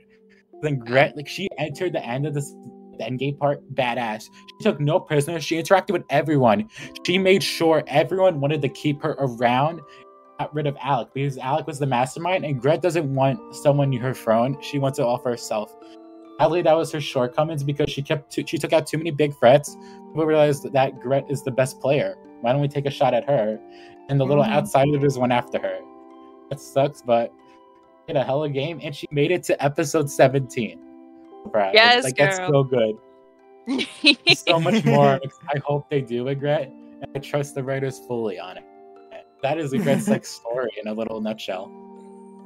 Yeah, I'm so happy for her. Oh, go. I did really like Gret's whole arc this season. I think it was great. Obviously, there were definitely some bumps in the road, but I fully appreciate the risk, because, I don't know, as someone who tells stories, if you don't take risk, then you don't create anything with passion. Yes. That is a great other thing I wanted to talk about too, is the risk in All Stars. Yeah. Before, I was like, all right, this is supposed to be the reputation saver season. They're going to have like all the cool characters that are like controversial go early. They didn't do that. This is the riskiest and most ambitious season. All 4 of them are the final 4 are the most controversial characters. What a freaking way to like end the season of a trilogy. Make sure no one is safe. Like there's no happy ending guaranteed. Yeah. We didn't wake up. And I know we didn't wake up being like, oh, Jake, Connor, Ellie, and who's the other one? Rhea. They'll be the fans will love the final 4. No, we came into this knowing it would be extremely controversial. Yeah. Kind of the point. And people being it's a full out war. I love that though. Yeah, they're the, Yes. they're After the each ones with other. the most story because they're the ones with the biggest demons, right? Out of everyone. Yeah, Honestly, exactly. I will fully say this right now. I loved this elimination. Yeah, same. I loved it too. Oh Yes. my God, People who watched the last podcast will fully know why. But yeah, you gave an LVP out of meta reasons. How could you? Yeah, that was like a day before the episode was actually revealed. It was kind of funny. I wanted to agree with you. yeah, I can't wait to quote Genesis that forever. But before we move on, that was such bad timing. we do have to move on soon. But what I will say is that I'm like a rare person that didn't really like DC One Gret that much because like she confronts her demons, but not really. She just tells people that aren't on screen to fuck off. Right here is more direct. She told Yule to fuck off. Yeah. Basically.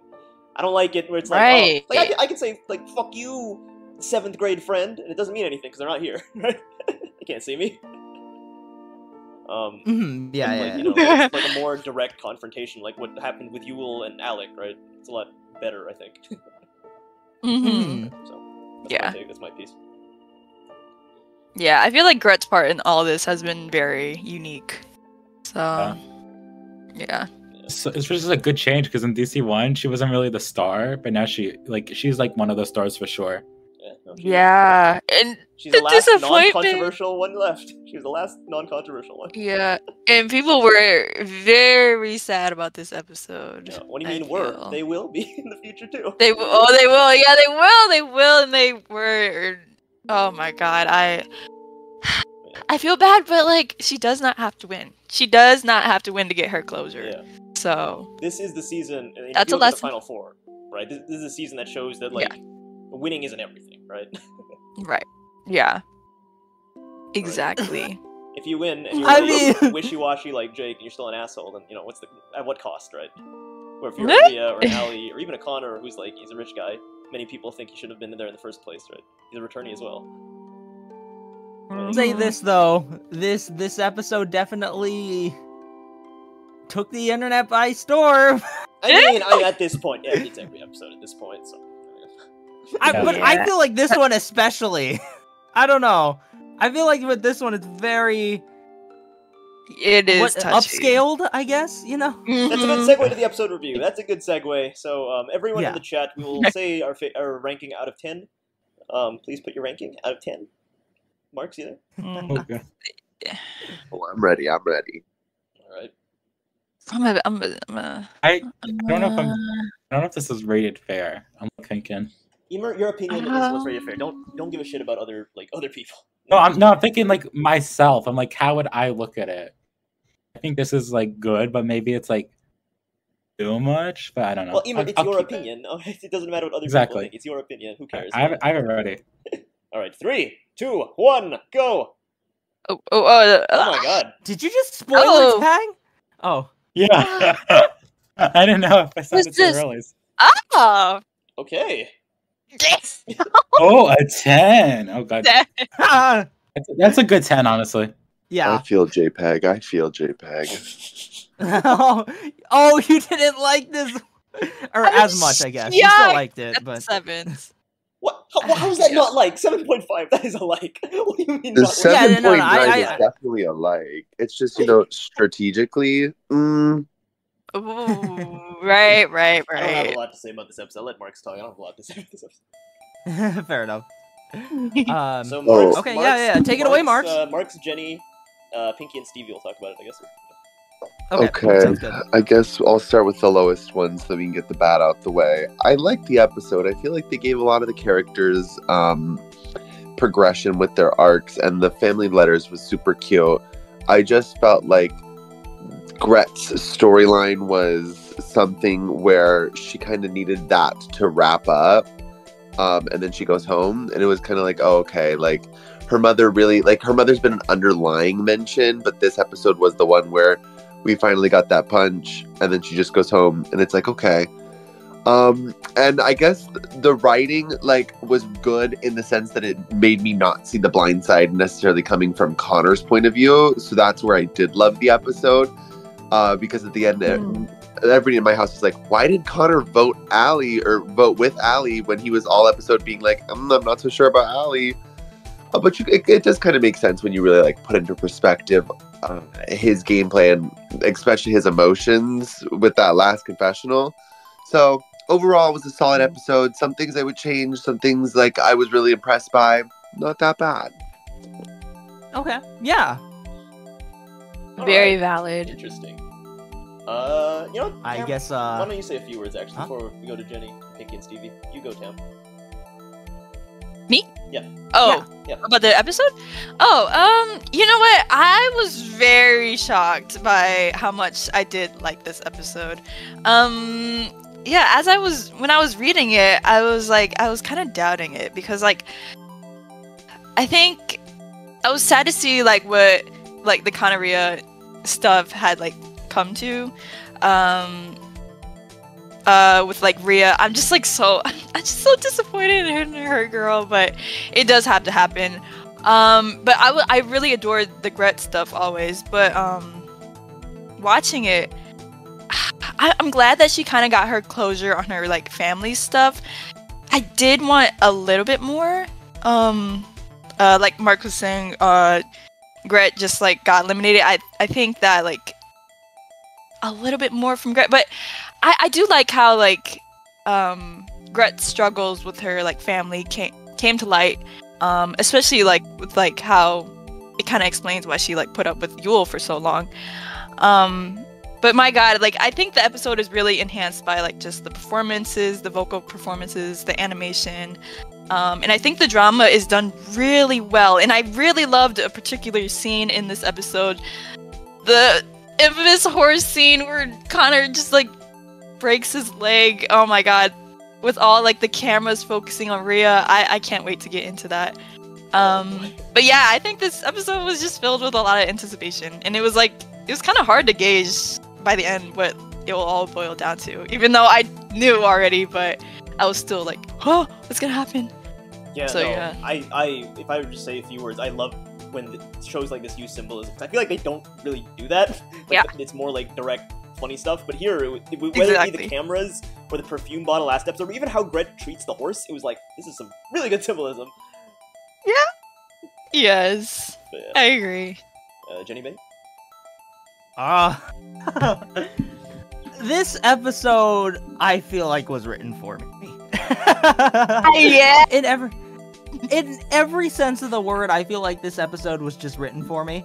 Because not only did it cater to a lot of the themes that I really liked about the show as a whole, and especially this season, sort of like the themes of change, the themes of like, you know, like, who in particular deserves to win, or sort of like art imitates reality theming as well. Not only did it have stuff like that, it also did some tough love, because booted the character that I was like so sure was gonna win. I was like, oh my god, this is so obvious. Come on, people. Like, it's not even like a competition at this point. They just booted her away. It's like, nah, we ain't playing that game this time. Oh, heck I yeah. adore that so much. Because, and I'm so happy. I'm genuinely so happy for that. Like, I genuinely can't think of anything that I disliked about the episode. They named the horse Bojack! Like, that's... Yeah. How is this episode not for me? You know what I mean? Michael Kimbrough knew exactly what he's doing, and he hasn't even seen the dang show. Oh yeah. I know! That's the craziest thing! Oh my god. But yeah, no, like, every single thing about, like, just... I don't know. God, I love this episode. I'm so happy for you to see it. And the specific reason why I put it at 10 was because I've put other episodes at 10 before, but those were like special episodes. The fact that this wasn't a special episode and was also something I really liked, I think it deserves the 10 more than any other one. In my personal opinion.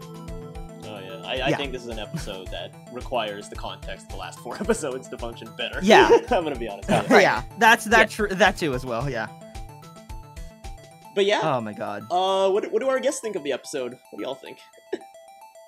Who wants to go first? You want to go ahead, Pinkie? Sure.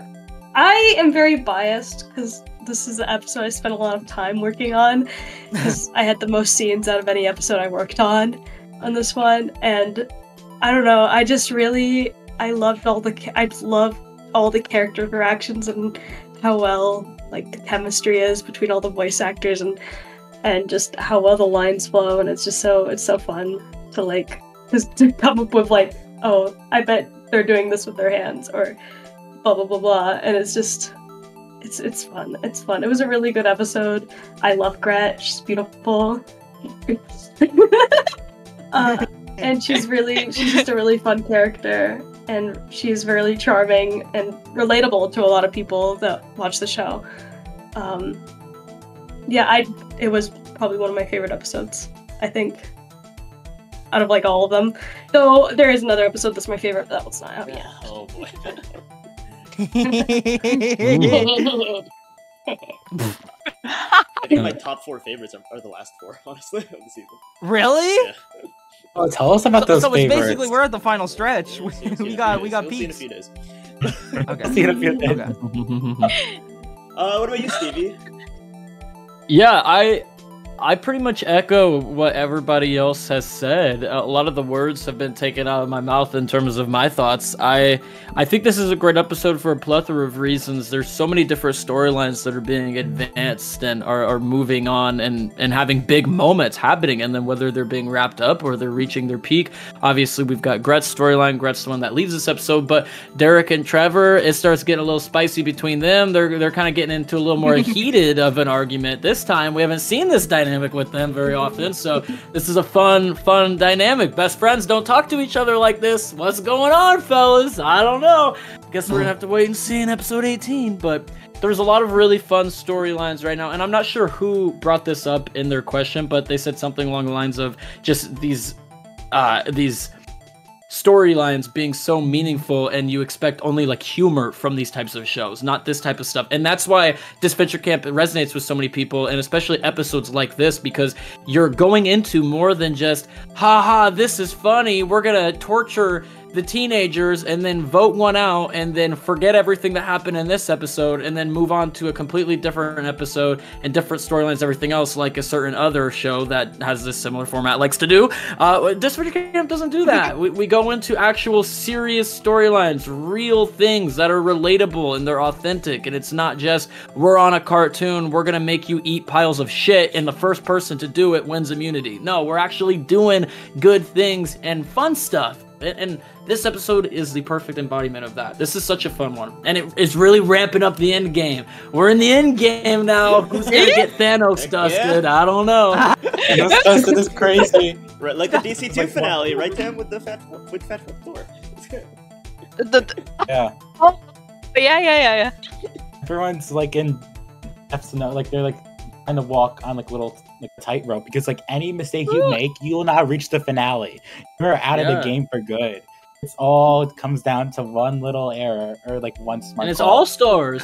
It's all stars. The pressure is so real. It's not 1 million. It's 3 million. These people have played before. They know every mistake they made. Yeah, That's True how cool Colors coming out. Oh my gosh. Can't wait for the last 4. I'm so excited. Calm before the storm. But for now, we must talk about episode 17. So, oh yes. Yeah, we'll do like, it's not even a scene by scene analysis. There's only 6 scenes to really analyze. So, where should we begin? I mean, I guess I'll start because, like, you know, like mine was pretty much like right at the beginning. So, I picked sort of like Rhea's sort of like regrets because, you know, like Allie approaches Rhea, and Rhea's reflecting on the previous episode where, you know, she acted very, very pathetically, and she should feel bad about that. I hope she feels bad about that and continues to feel bad about that. Sorry.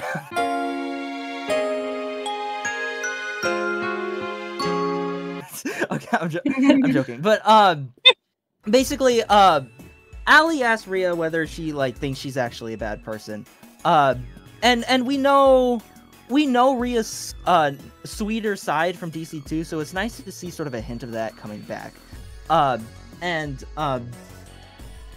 you know, Allie's fully like, hey Rhea, like you changed my mindset completely. Like now I can actually like focus on the game now. Now I'm like, you know, playing it for myself. Now I'm like really strategizing. Now I'm getting better. And Rhea is not like, now she's at the point where she's like, oh, what did I do? You know?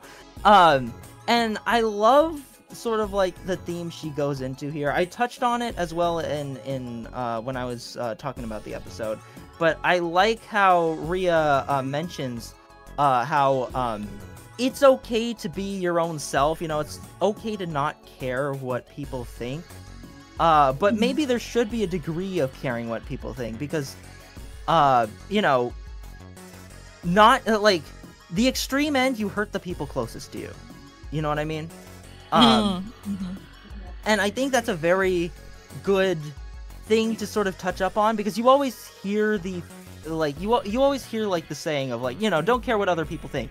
And I perfectly understand the sentiment behind that, but just, yeah, like, we've seen, history is a good example of a lot of people not caring what other people think, and that just really backfiring. And it's just sort of fun seeing that reflected on in this game. But yeah, but anyway, Gret approaches as like, hey, like, you know, why not we just make an alliance so we can just get into the final 3?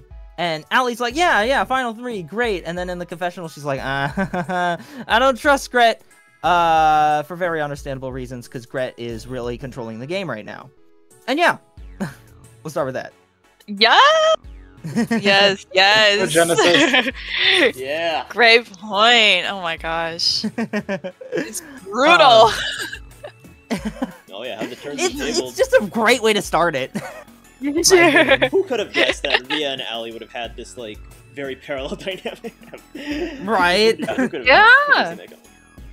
Like, they had an alliance in DC too, but like you can tell that there's like layers on one character and the other one was kind of boring. But now they're like both that's getting intense. That's getting the Jar Jar video. Intense. Getting the Jar Jar video. DC2 quota. But DC3, you can tell how much is plot. It's like there's not gonna be any middle arc where there's like no one does nothing. Everyone has stuff going on.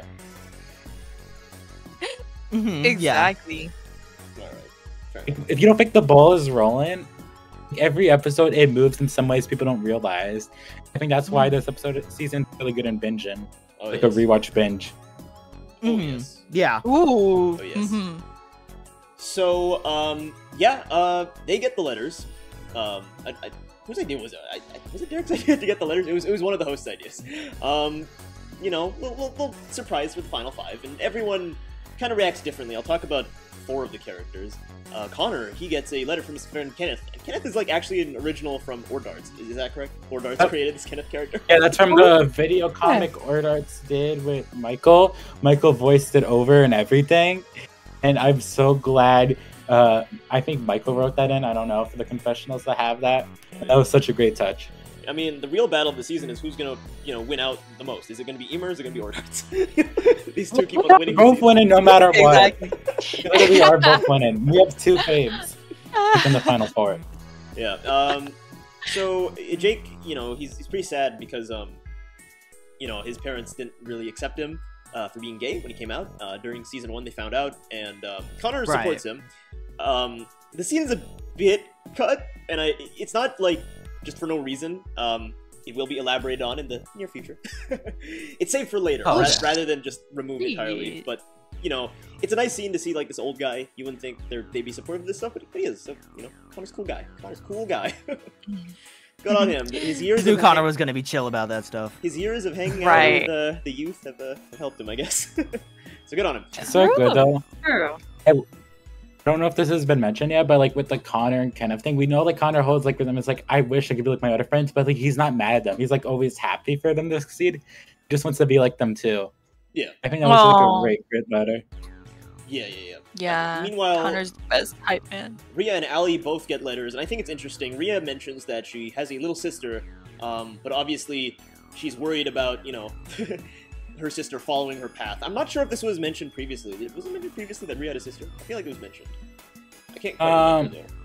I know Ordarts made like an art for Rhea's creator, but I don't know specifically. In the Awake-a-thon it was showed the sister. I vaguely remember her mentioning she had like a sister or something in the Awake-a-thon episode. Yeah, I think I recall I don't think that it's Awake-a-thon. I think it's just like my family's so far away now. Oh, okay. That's what she said. Yeah, but I find I might be a false expert, but I think that's what she said. I'm pretty sure on that. Yeah, no, but I think it's interesting that dynamic that like, oh yeah, their families are watching the show, even if we don't see them yet. Maybe we'll see them later, but at the moment we don't see them. What the hell do their families think about everything going on? Especially given how controversial the final few have been, you know? Oh, I know. Is it still being like live? Like, do people view it live? I think it's like Big Brother. Basically, it's like there's Big Brother live feeds, but there's also edited episodes. I think we're seeing the edited episodes, but also if you log online in universe, you can see like the live feeds. I guess I think that's what's happening. Yeah. Oh, okay. Like, that's why there's like fans rooting the finale, because it's kind of like Big Brother. We can have like people sit in, that stuff. Yeah. That's how the canon explanation is. But anyway, Ellie. Cam will be soon. Ellie just mentions that my mom doesn't really like my streaming career or me dating Hunter. So it's like, so even her mom thinks she's is criticizing her. So it's really a thing that she's experienced all her life, you know. So it's very interesting. It's, interesting dimension to all the characters to see their letters from home. And I love this. I didn't like it in DC 2 when they would talk about their families, but we don't see them. But both DC 1 with the phone calls and DC All Stars with the letters is just so much better. It's so much better. Yeah, it is. Anyway, who wants to go next? What's the next scene? Marks, I talked about Allie, Jake, Rhea, and Connor. What about you talk about Gret, Marks? I know. So we got Gret in her letter from her mom, who basically is just talking about her brother and how proud she is of her brother. And it really just brings back up all of Gret's trauma in how she always tries to... Oh, and Yule. Let's not forget Yule, guys. Sorry. She's talking about how they miss you all. And it just brings up the trauma that Gret feels about how she's never good enough, and how she'll continue to fight for the approval of her mother, which sounds familiar when she's fighting for the approval of Yule all season, even if it's at her own deficit. And so it's a really cute nod to try to summarize to maybe those who didn't understand at the very end exactly what Gret's personality, but like her core personality is that she just wants to get that approval from others, specifically her mother. Poor her though, like, I get it. It sucks to have a parent who believes that your sibling is better than you, and it's really probably fucked with Gret psychologically. And it kind of does, in my mind, put in her, I don't want to say cutthroat, like, because she's not really cutthroat. She's just strategically sound, as I would like to put. And Stevie said it best. Heartless gameplay is not bad. But it really kind of puts it all into place, like that she, of all the air quote villains, she kind of has the most trauma surrounding why she acts the way she does, and she's not like purely hateful. Agree. Yeah, I love like oh my god, what was I about to say? Oh my gosh. Crap. No, it's happening again! Oh my god. Deja vu. Yes. So, we'll get we back talk to about Gret's parents, about her reasons, about why she does what she does.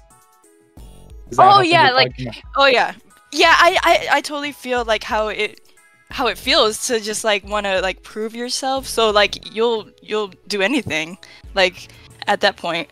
And I really like how Gret kind of learns that she could do it by herself. She doesn't need loser Yule just like bringing her down, like elevating herself. Like she can do it herself. Like I love how that emphasizes that path she took in like rising above even her mother's own like criticisms and stuff. So yeah, great point. Oh yeah. Before we get to Imer's big scene, I guess, why don't we talk about the Trevik stuff? Oh my god. Pinkie, what do you think about all the Pinkie stuff this episode? I will say every time an episode opens up with Trevor, I cheer. I really like just Trevor being on the phone and Derek creeping up behind him. I don't know why, but Derek hiding behind the bush. I was rolling. I laughed so hard at that because it was really goofy. It was really goofy. But I just like. I don't know why, I like in previous episode, that one scene when Trevor got really angry and upset while doing the elimination. I just like seeing more sides to characters' personalities and seeing them get frustrated with each other. It was really entertaining. Yeah, I just, I'm being fed so well. Yeah. Yeah, the Trevor and Derek scenes recently have been really, really good. Really good. Oh yeah. Stevie, is there a scene that you want to talk about? You know, I want to echo what Pinkie said. The Trevor and Derek stuff has been really, really, really fun, and I'm glad that people are enjoying it, especially because I was not under the impression that so many people hated the host storyline, but here we are. From the sounds of it, everybody's got beef with it whenever we're on screen. I love it, obviously, because then that means I get to listen to myself, and who doesn't want to hear yourself?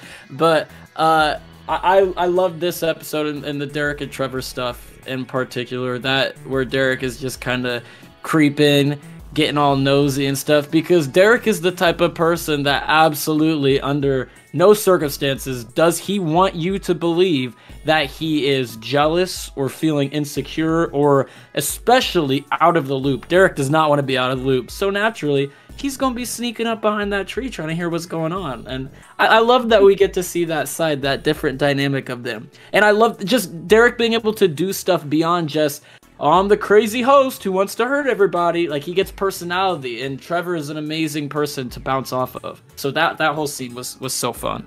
And there's so much more to come in these next episodes. It just gets better and better.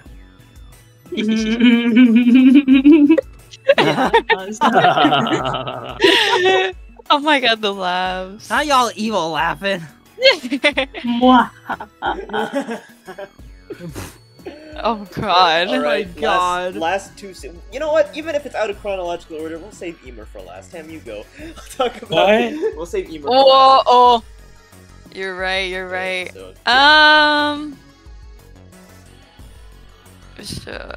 let me scroll. Because I know Imer will talk for about like 5 minutes on it, so might as well.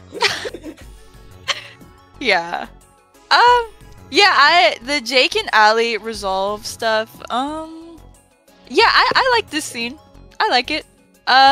We see a little like cat and dog fight between these two in recent episodes. It's pretty funny to watch. But I do appreciate this scene where they are coming together. They are thinking about the game and like their situation and their standing right now. It brings like, it brings attention to a lot of awareness they have, especially coming from these two people in particular. They weren't exactly known to be that way in the past, but yeah. So yeah, I actually don't even know how the votes went for this episode. 3 Gret, 2 Jake. Okay. Yeah, I think this scene was unique. I think it enhanced the anticipation leading up to this vote too. Who would expect a freaking Jake and Allie team up? Temporary or what? I don't know. But yeah. I really liked it. Alright, Imer, your time to shine. Oh, I love that game. Okay. I'm sad. I'm pulling up to the thing. It is a good game. Alright, so you guys know how I flew high to the sun. I'm like, final 5. My top 3 characters are here. The thing is, when I was flying, my wings are like Icarus, you know, the Greek mythology's tale. When you fly too close to the sun, you perish. And this is what happened today. And Rhea pushed Connor off the horse could have stopped for a second, but she was just on full throttle. And I was like, I didn't, like, you could just see my reaction video. It was like 2 minutes. I just didn't say anything. I was just like speechless. It's just so brutal. I love how like the animation, they show like Connor keep tumbling, and then like everyone's like off their horse. Even Crystal, she used to be kind of sadistic in season 2. She's like super concerned. Everyone who cares, like, and maybe not the best friends of Connor, like everyone is like shocked at this event. I think it shows the realism of how scary the threat of like and harm is for anyone. Like, you can put the game aside, show remorse, and that's what everyone did. And when Rhea's trying to apologize and Connor breaks down, he's like, did everything for you. Why? Just why did you do this? Only thing Rhea could say is, I don't know. Because she's like still processing everything, because that's like the whole sense of the scene. And they pull out the cameras. The thing that's been hinted in the intro forever is being shown full front about how damaging this for Rhea. We see how everywhere she's being watched. It started in that first up scene where she's like seeing a camera at the start, but now it's gotten so bad. Just like take a deep breath, close her eyes for a few seconds, and just like say, like, enjoy being sitting down in a wheelchair forever. And it's just like, damn, like it's setting the final four up so well. Now there's a war between Connor and Rhea that's about to maybe become an end soon. We don't know, but Connor gets up, like he like gets past it. He beat Carol over that. And I just love how they did like Marcus and Nina's outfits. Like, props to the designers for that. Like, it looks so much better now. I think overall the scene, the animation, writing, and the voice acting were able to sync up with good music, make this like one of the most beautifully written scenes in DC history, I'd say. This is just such a well choreographed scene, in my opinion.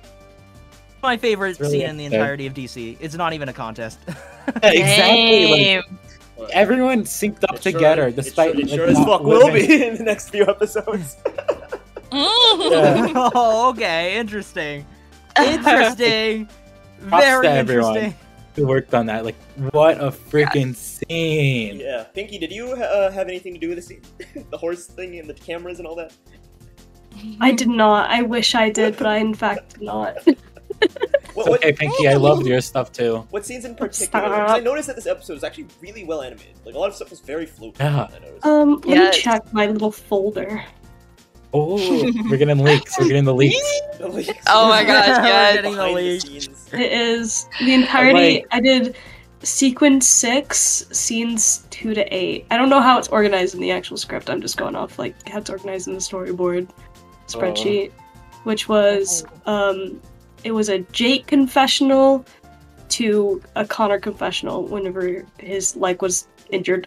Oh. Yeah, and it had the Gret, Rhea, and Allie stuff, and then the Jake and Allie scene where they were like having an actual conversation, which was really fun to do. Yeah, I can't wait for this episode to be out so I can share these storyboards on like my Twitter and stuff. Wait, I just realized I forgot an important part. It's kind of important.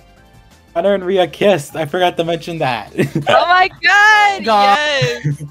That's not the important takeaway from this. It is important because their first kiss was a montage scene. Yeah, this the is first big kiss, for the episode 3 out of nowhere with that trashy challenge. I know. She's been kissing everyone. Oh yeah. Damn. She has been kissing everyone. Look at this female Alejandro right here. Yeah, exactly. Oh, like, my god. Alec and Yule. And Connor. Next thing you know, Connor's about to get wedged in a hole. God dang. I mean. My god. Oh my god, she kissed every man on Yellow Team. No. No. Holy. Put that in the wiki right now. Yeah, put that in the DC wiki, please. Let it be known. Boyfriend kisser over here. Oh my god. Rhea was the real boyfriend kisser all along. For real. Who could have seen that the Connor-Rhea conflict would last until the final 4? Yeah. Oh wow. The ship that had I the saw least through amount it of at the end. fans, the ship that had the least amount of fans is the one that lasted the longest.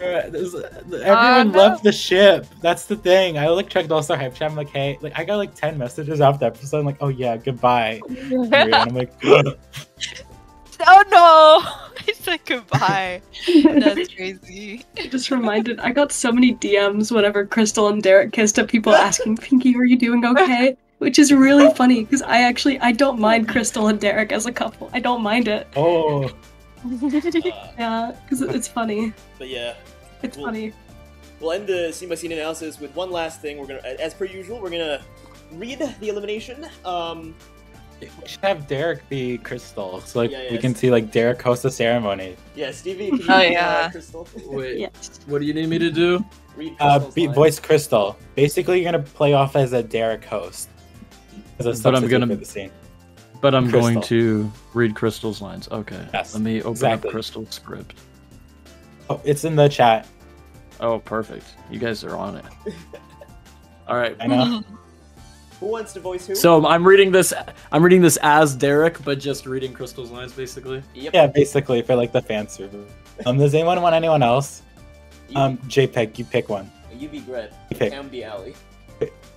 I'm great. Oh Oh, my- shit. Oh my Marks god. can be Rhea. Let's pretend I'm myself. Perfect. Probably better. And Genesis, you be Jake. Alright, let's do this. Okay.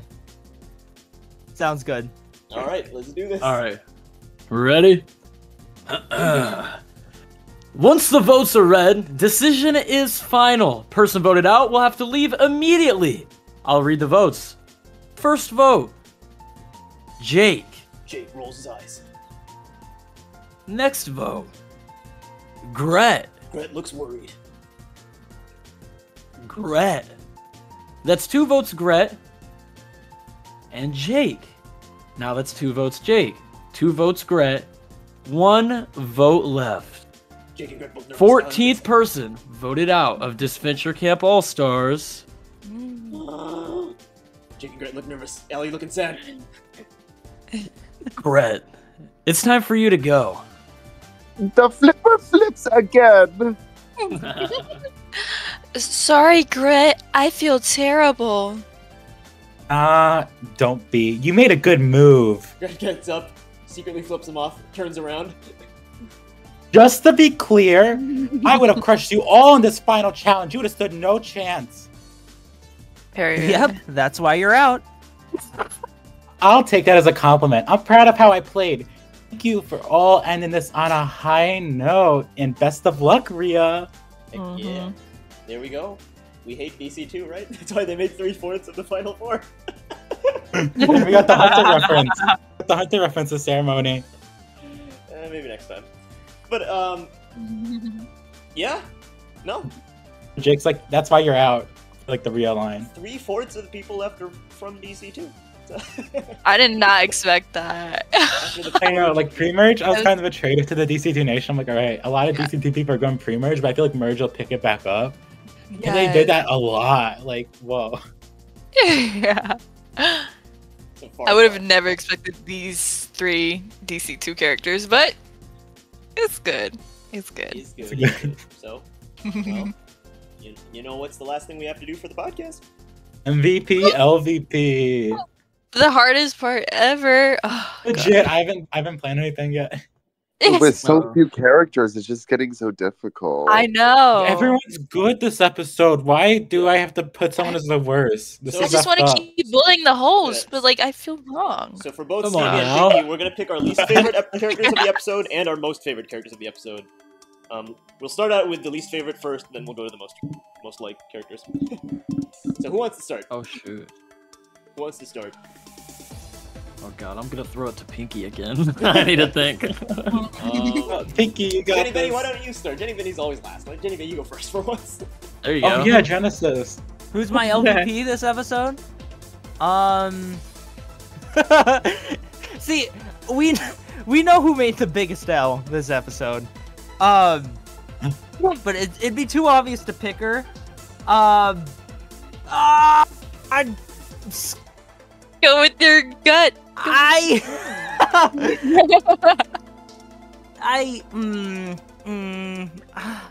Okay. You know you wanna. You know what? I'm sorry, Gret. Yeah. Wow. Yeah. 2 Grets in a row. Yeah. See, I was so close to picking Rhea, because really she took the bigger L, but I just don't want to make it the most obvious one. And Gret played a great game, and she left on a very high note. Yeah. But she did still make herself too obvious a player in the end, and you know, she still has to. But this is more of like a lighthearted LVP, like a haha, you took the L, but you're still awesome. You know what I mean? Yeah, that's fair. I'm gonna put a character, an LVP. I think they performed really badly this episode. I think they were just really annoying. They didn't learn anything. They caused a lot of drama. I think we all know who it is.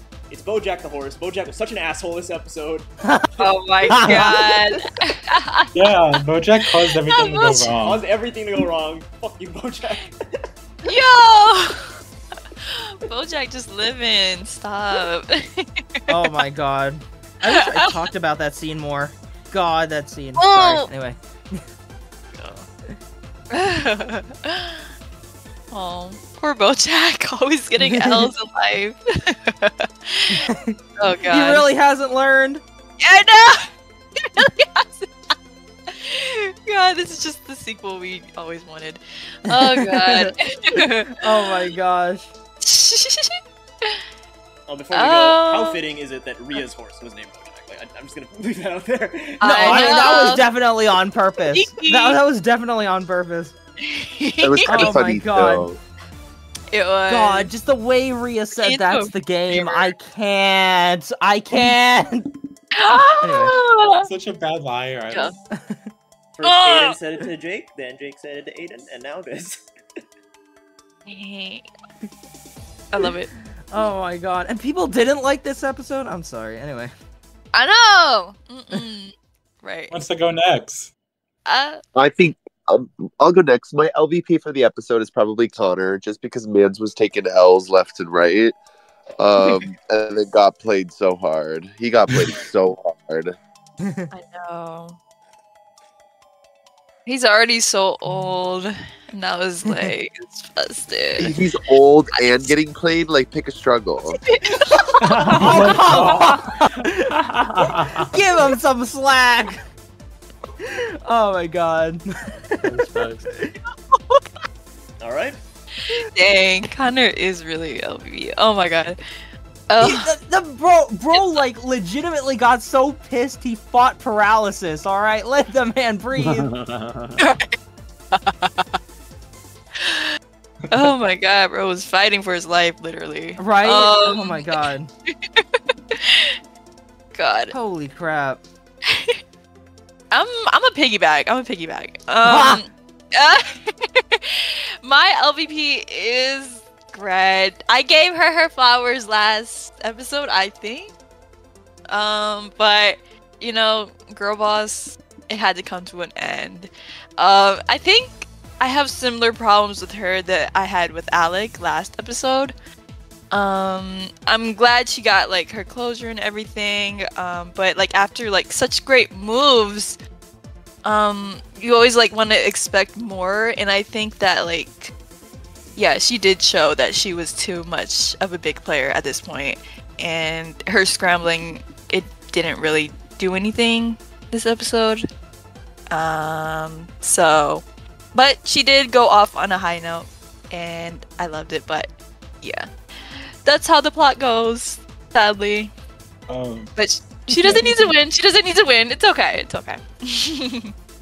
Better win. All right. Imer, Stevie, Pinkie, LVP. Okay, I can go right now. I'll be quick. To be honest, I forgot this character was in this episode. I'm gonna give it to Emily. Her dialogue was kind of basic. I don't think she like brought anything that we didn't already know. I do think there's gonna be more going for Emily soon, but I think right now everyone just was so beautifully written, and Emily is like 3 lines of dialogue. I just don't think it's warrants enough to like defend it because everyone else was so good. Like I just think it's like she's just the lower end of the deck. I love Emily, but like I think she needs a better episode before like I don't think this is hers. Rhea? Stay away from her. Is no one You don't picking deserve Rhea? her. Ooh. I didn't go yet. I mean. Oh, okay, fair enough. The thing is, I don't really think about like characters that take L's because I just care about the staffs. I guess. You can pick a staff who took an L. Okay, Derek. See, now it's like, why do we have to go that way? You know? Like, I knew the moment you said pick a staff, I'm like, oh, well, here we go. Well, I didn't think she would pick Derek. I thought it'd be like Derek MVP, you know? I thought you guys said that Pinkie was Derek's fan, because all I've heard is some trash talk this entire time. Well, okay, Stevie, have you seen this fandom? Everyone bullies the characters they love. Oh, listen, I think I know. You're a character, Jess? He's just a creature. Mostly because he's taking the L just because he looked goofy hiding behind that bush. That's the only reason. That's the only reason he looked goofy. He looked goofy hiding behind that bush. Alright. I'll take it. Oh my gosh. Wait, only Jpeg hasn't gone, I think. I haven't gone. I put up Bojack. Oh, Steven hasn't gone. Okay, Stevie hasn't gone either. Wait, No, Pinkie, did you finish? Yeah, I finished. It's all Stevie. Oh, It's okay. Stevie's time. Wait. Is it just me? Did Jpeg actually pick Bojack? Yeah, Is that a serious answer? You put Ned, so so I put badass. Bojack. Oh yeah, fair enough. Okay, fair point. Okay. Sorry, So- Stevie, you go. No, you're totally good. As Derek, instinctually, I want to pick Emily, but I'm not gonna do that because it's an obvious answer for Derek. I am gonna piggyback off of Mark's, and I'm gonna say it's gotta be Connor. Like, Connor has been taking the L this entire season. I don't know why he I just want to reach through the screen and slap him and be like, dude, stop! Like, come on, man! Like, get with it. Like, if I could just grab Michael Kim by the head and just shake him, I would, because Connor needs to wise up now. Connor is he's getting played, and Marks is right. You can't be old and getting played. Like, come on, you can pick one, and he's already old, so that should be the choice. Can I change my Connor, it's gotta be LVP? Connor. Can I change my LVP? You're changing gonna Connor? abandon me. No, I'm changing it to Rhea. I'm sorry. I Oh. thought someone was my- gonna say Rhea. Yeah. Grateful. It's just been such Listen, an obvious L. She's gonna be Just above such an Connor, obvious though. L. I thought someone was gonna pick her. Okay. Rhea has some of the best I- content this episode. Stevie picked Connor and Yeah. Genesis picked Rhea?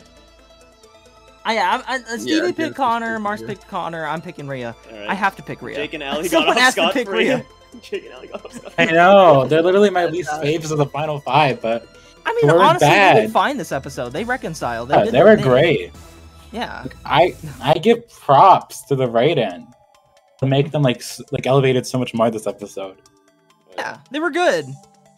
Jake was like Connor's biggest supporter in his time of need. Like that was good stuff. But yeah, no, I'm picking Rhea for obvious reasons. Like, I mean, don't get me wrong, best scene in the entire show, but girl. I may have to change my MVP That's the now. best scene of the entire show. The bar is gonna change. The bar is gonna change. Did we do our MVPs already? No, not yet. No, we haven't Oh yet. no, we haven't done MVPs Oh, yet. okay, No. okay. Who wants to go Who wants first? to go first? Well, shit, I feel like I have to.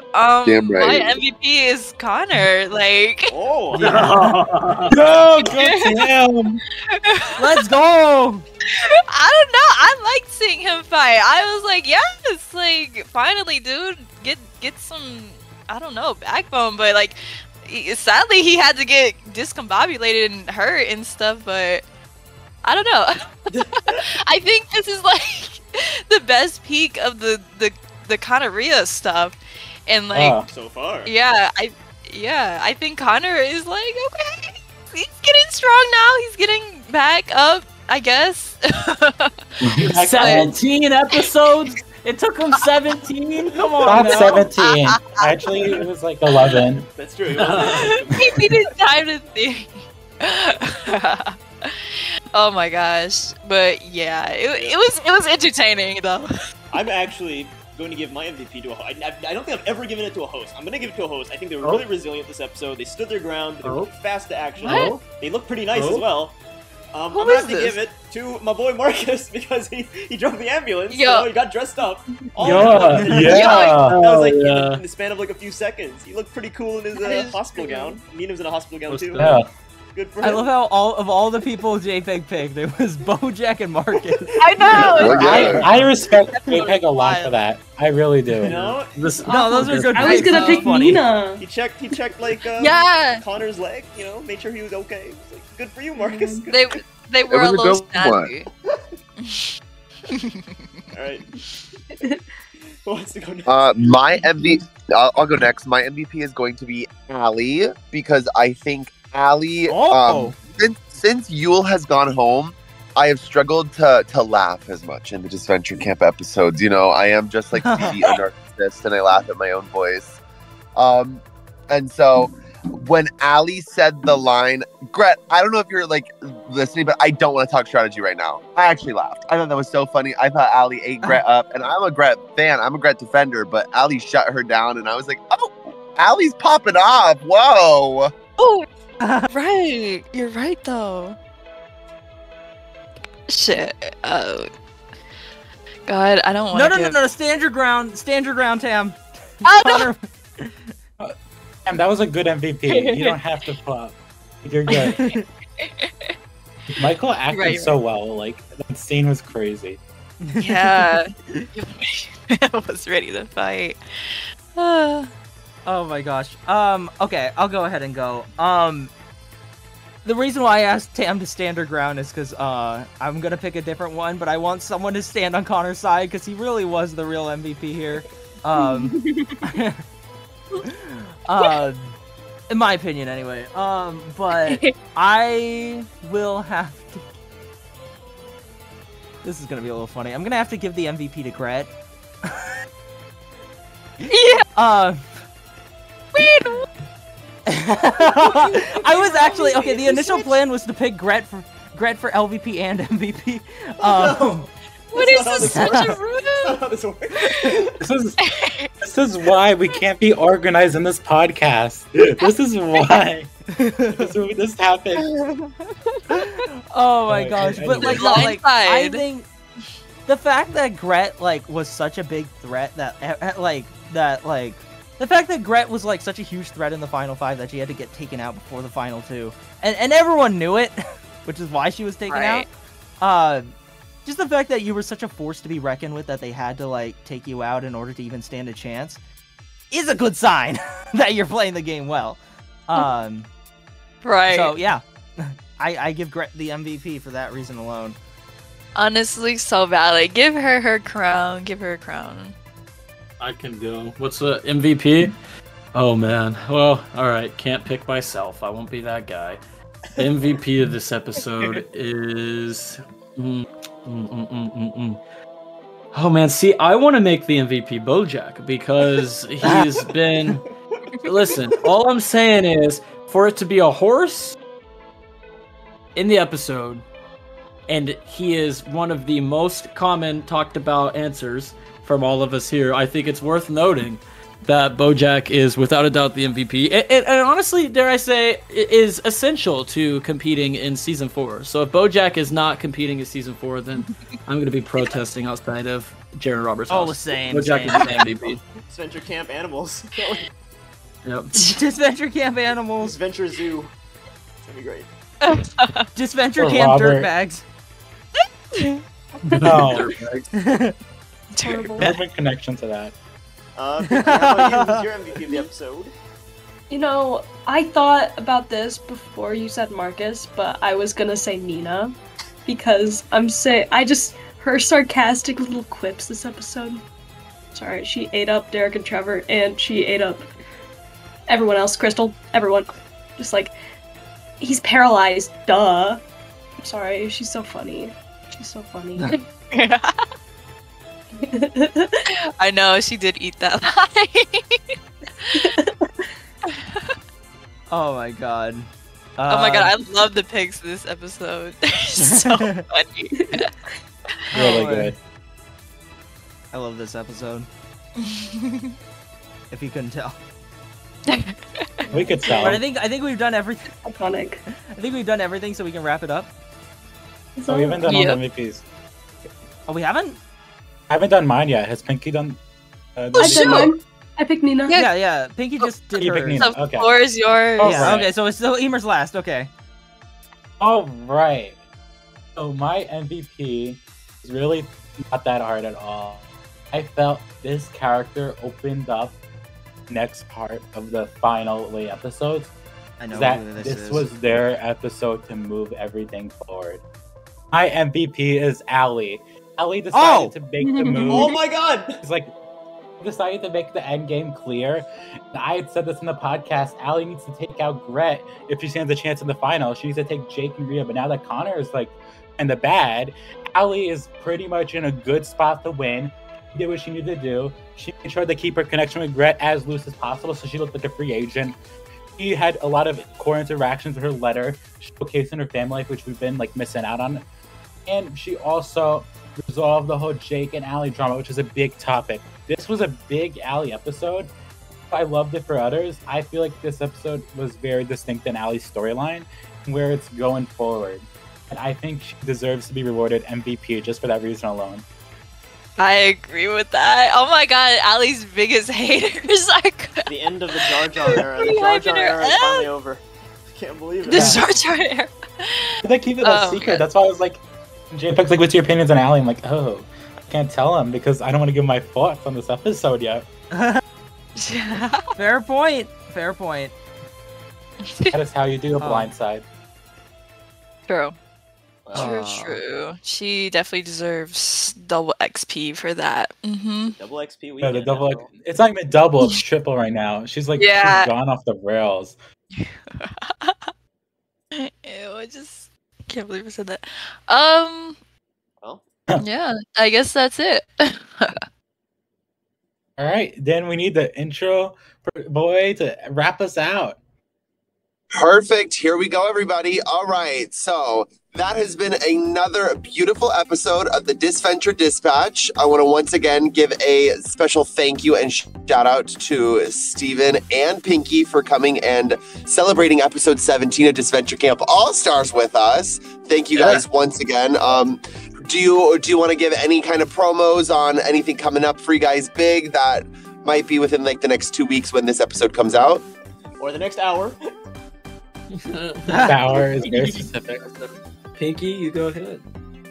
I don't really have anything going on. I just if you like art and Disventure Camp, you should follow me on Twitter. It's Pinkie. Like art and Disventure Camp. Pinkie with 3 eyes, 420. Yeah, that's the @. 420. Perfect. Oh. Where's the hey. Good number. Hell yeah. Let's go. Check out art. It's good. Yes, it's phenomenal. Yeah. Okay, you go, Stevie. Sweet. Yeah, well, for me, the main thing that I've got going on is this Big Brother video, which by the time you guys see this, it's going to be out for 2 weeks. So if you haven't seen it when this is coming out, then you're extra slacking. You've got 14 days. You need to have watched it by now. Make sure you check it out. Some preface before. It's a long video. It is a long video. I'm going to be honest. It's my Avengers Endgame. It's a few hours long, but it is worth it. It is worth it. So many amazing people are involved in it. If it wasn't for all of these people, I would not have been able to make this happen, especially because I competed in it and it was my own video. So shout out to the amazing Dylan Clark for hosting. Shout out to everybody, the amazing Tam for competing and everybody else who played. This is a great game. I got to meet so many great people. I had never met Tam before this trip. Had no idea who she was. Tam is absolutely amazing. One of my favorite people I've ever gotten to meet out of this community. I had such a great time with her. Great energy, great personality, and it resonates in this video big time. You guys are going to love this. There's so many awesome people in this. We've talked about Michael Kim a lot. He competes. So many other people compete. You just got to go watch it. You got to check it out. If you like Disventure Camp, if you like Survivor, you like Total Drama, you like any shows like this, you're going to like this video. Just go check it out. And that's my claim to fame. Other than that, make sure you keep watching Disventure Camp All-Stars every single Saturday on Odd Nation Cartoons. Heck yeah. Buy some Derek greetings for Stevie. On that note. And buy some Funko Pop raffle. Yes. Yes. Thank you, Mark. Get going. Dan Nation, you know what's up. No, Sorry. No. On that note. An audition for Stevie Showdown Season 5, because who knows? Oh. Maybe you will be playing a season with some voice actors. It's possible. Oh. It's possible, yeah. You ever wanted to blindside the voice actor for Dan? You can do it. It's possible. Yeah. I just sign up to take wow, out very Genesis and then I'll specific choice. In fact, if anything, I say you do it. Do it. If you play Stevie Showdown, blindside Dan's that voice actor first. That's the one stipulation. To compete, you have to vote out Genesis on the first travel console.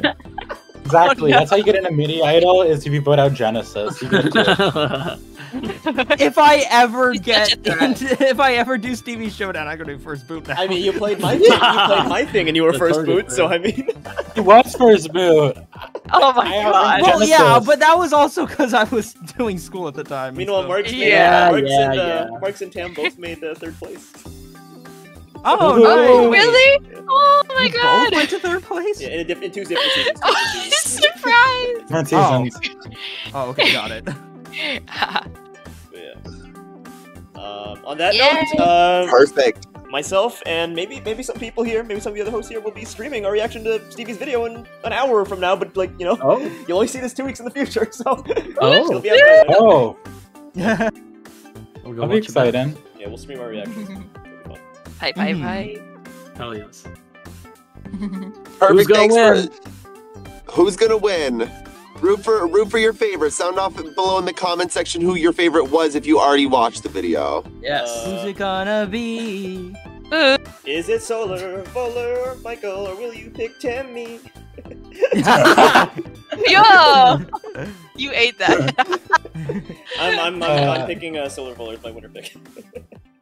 I did too. I dude. I'm like, okay, David and Adam are my bets. Yeah, I think out of the fan predictions, David is winning by a landslide. It's not even close. That's crazy. I think Tam will survive a few eliminations. Tam will survive like the first maybe 3 or 4, but after that, who knows? Yeah, I think Tam is a decent social game. I think Tam can go decently far, but not me. See? What the? Freaking laugh. Have faith in me. Yeah, never changed. I'm excited. Every single person is great in this. I agree. There's so many great casts.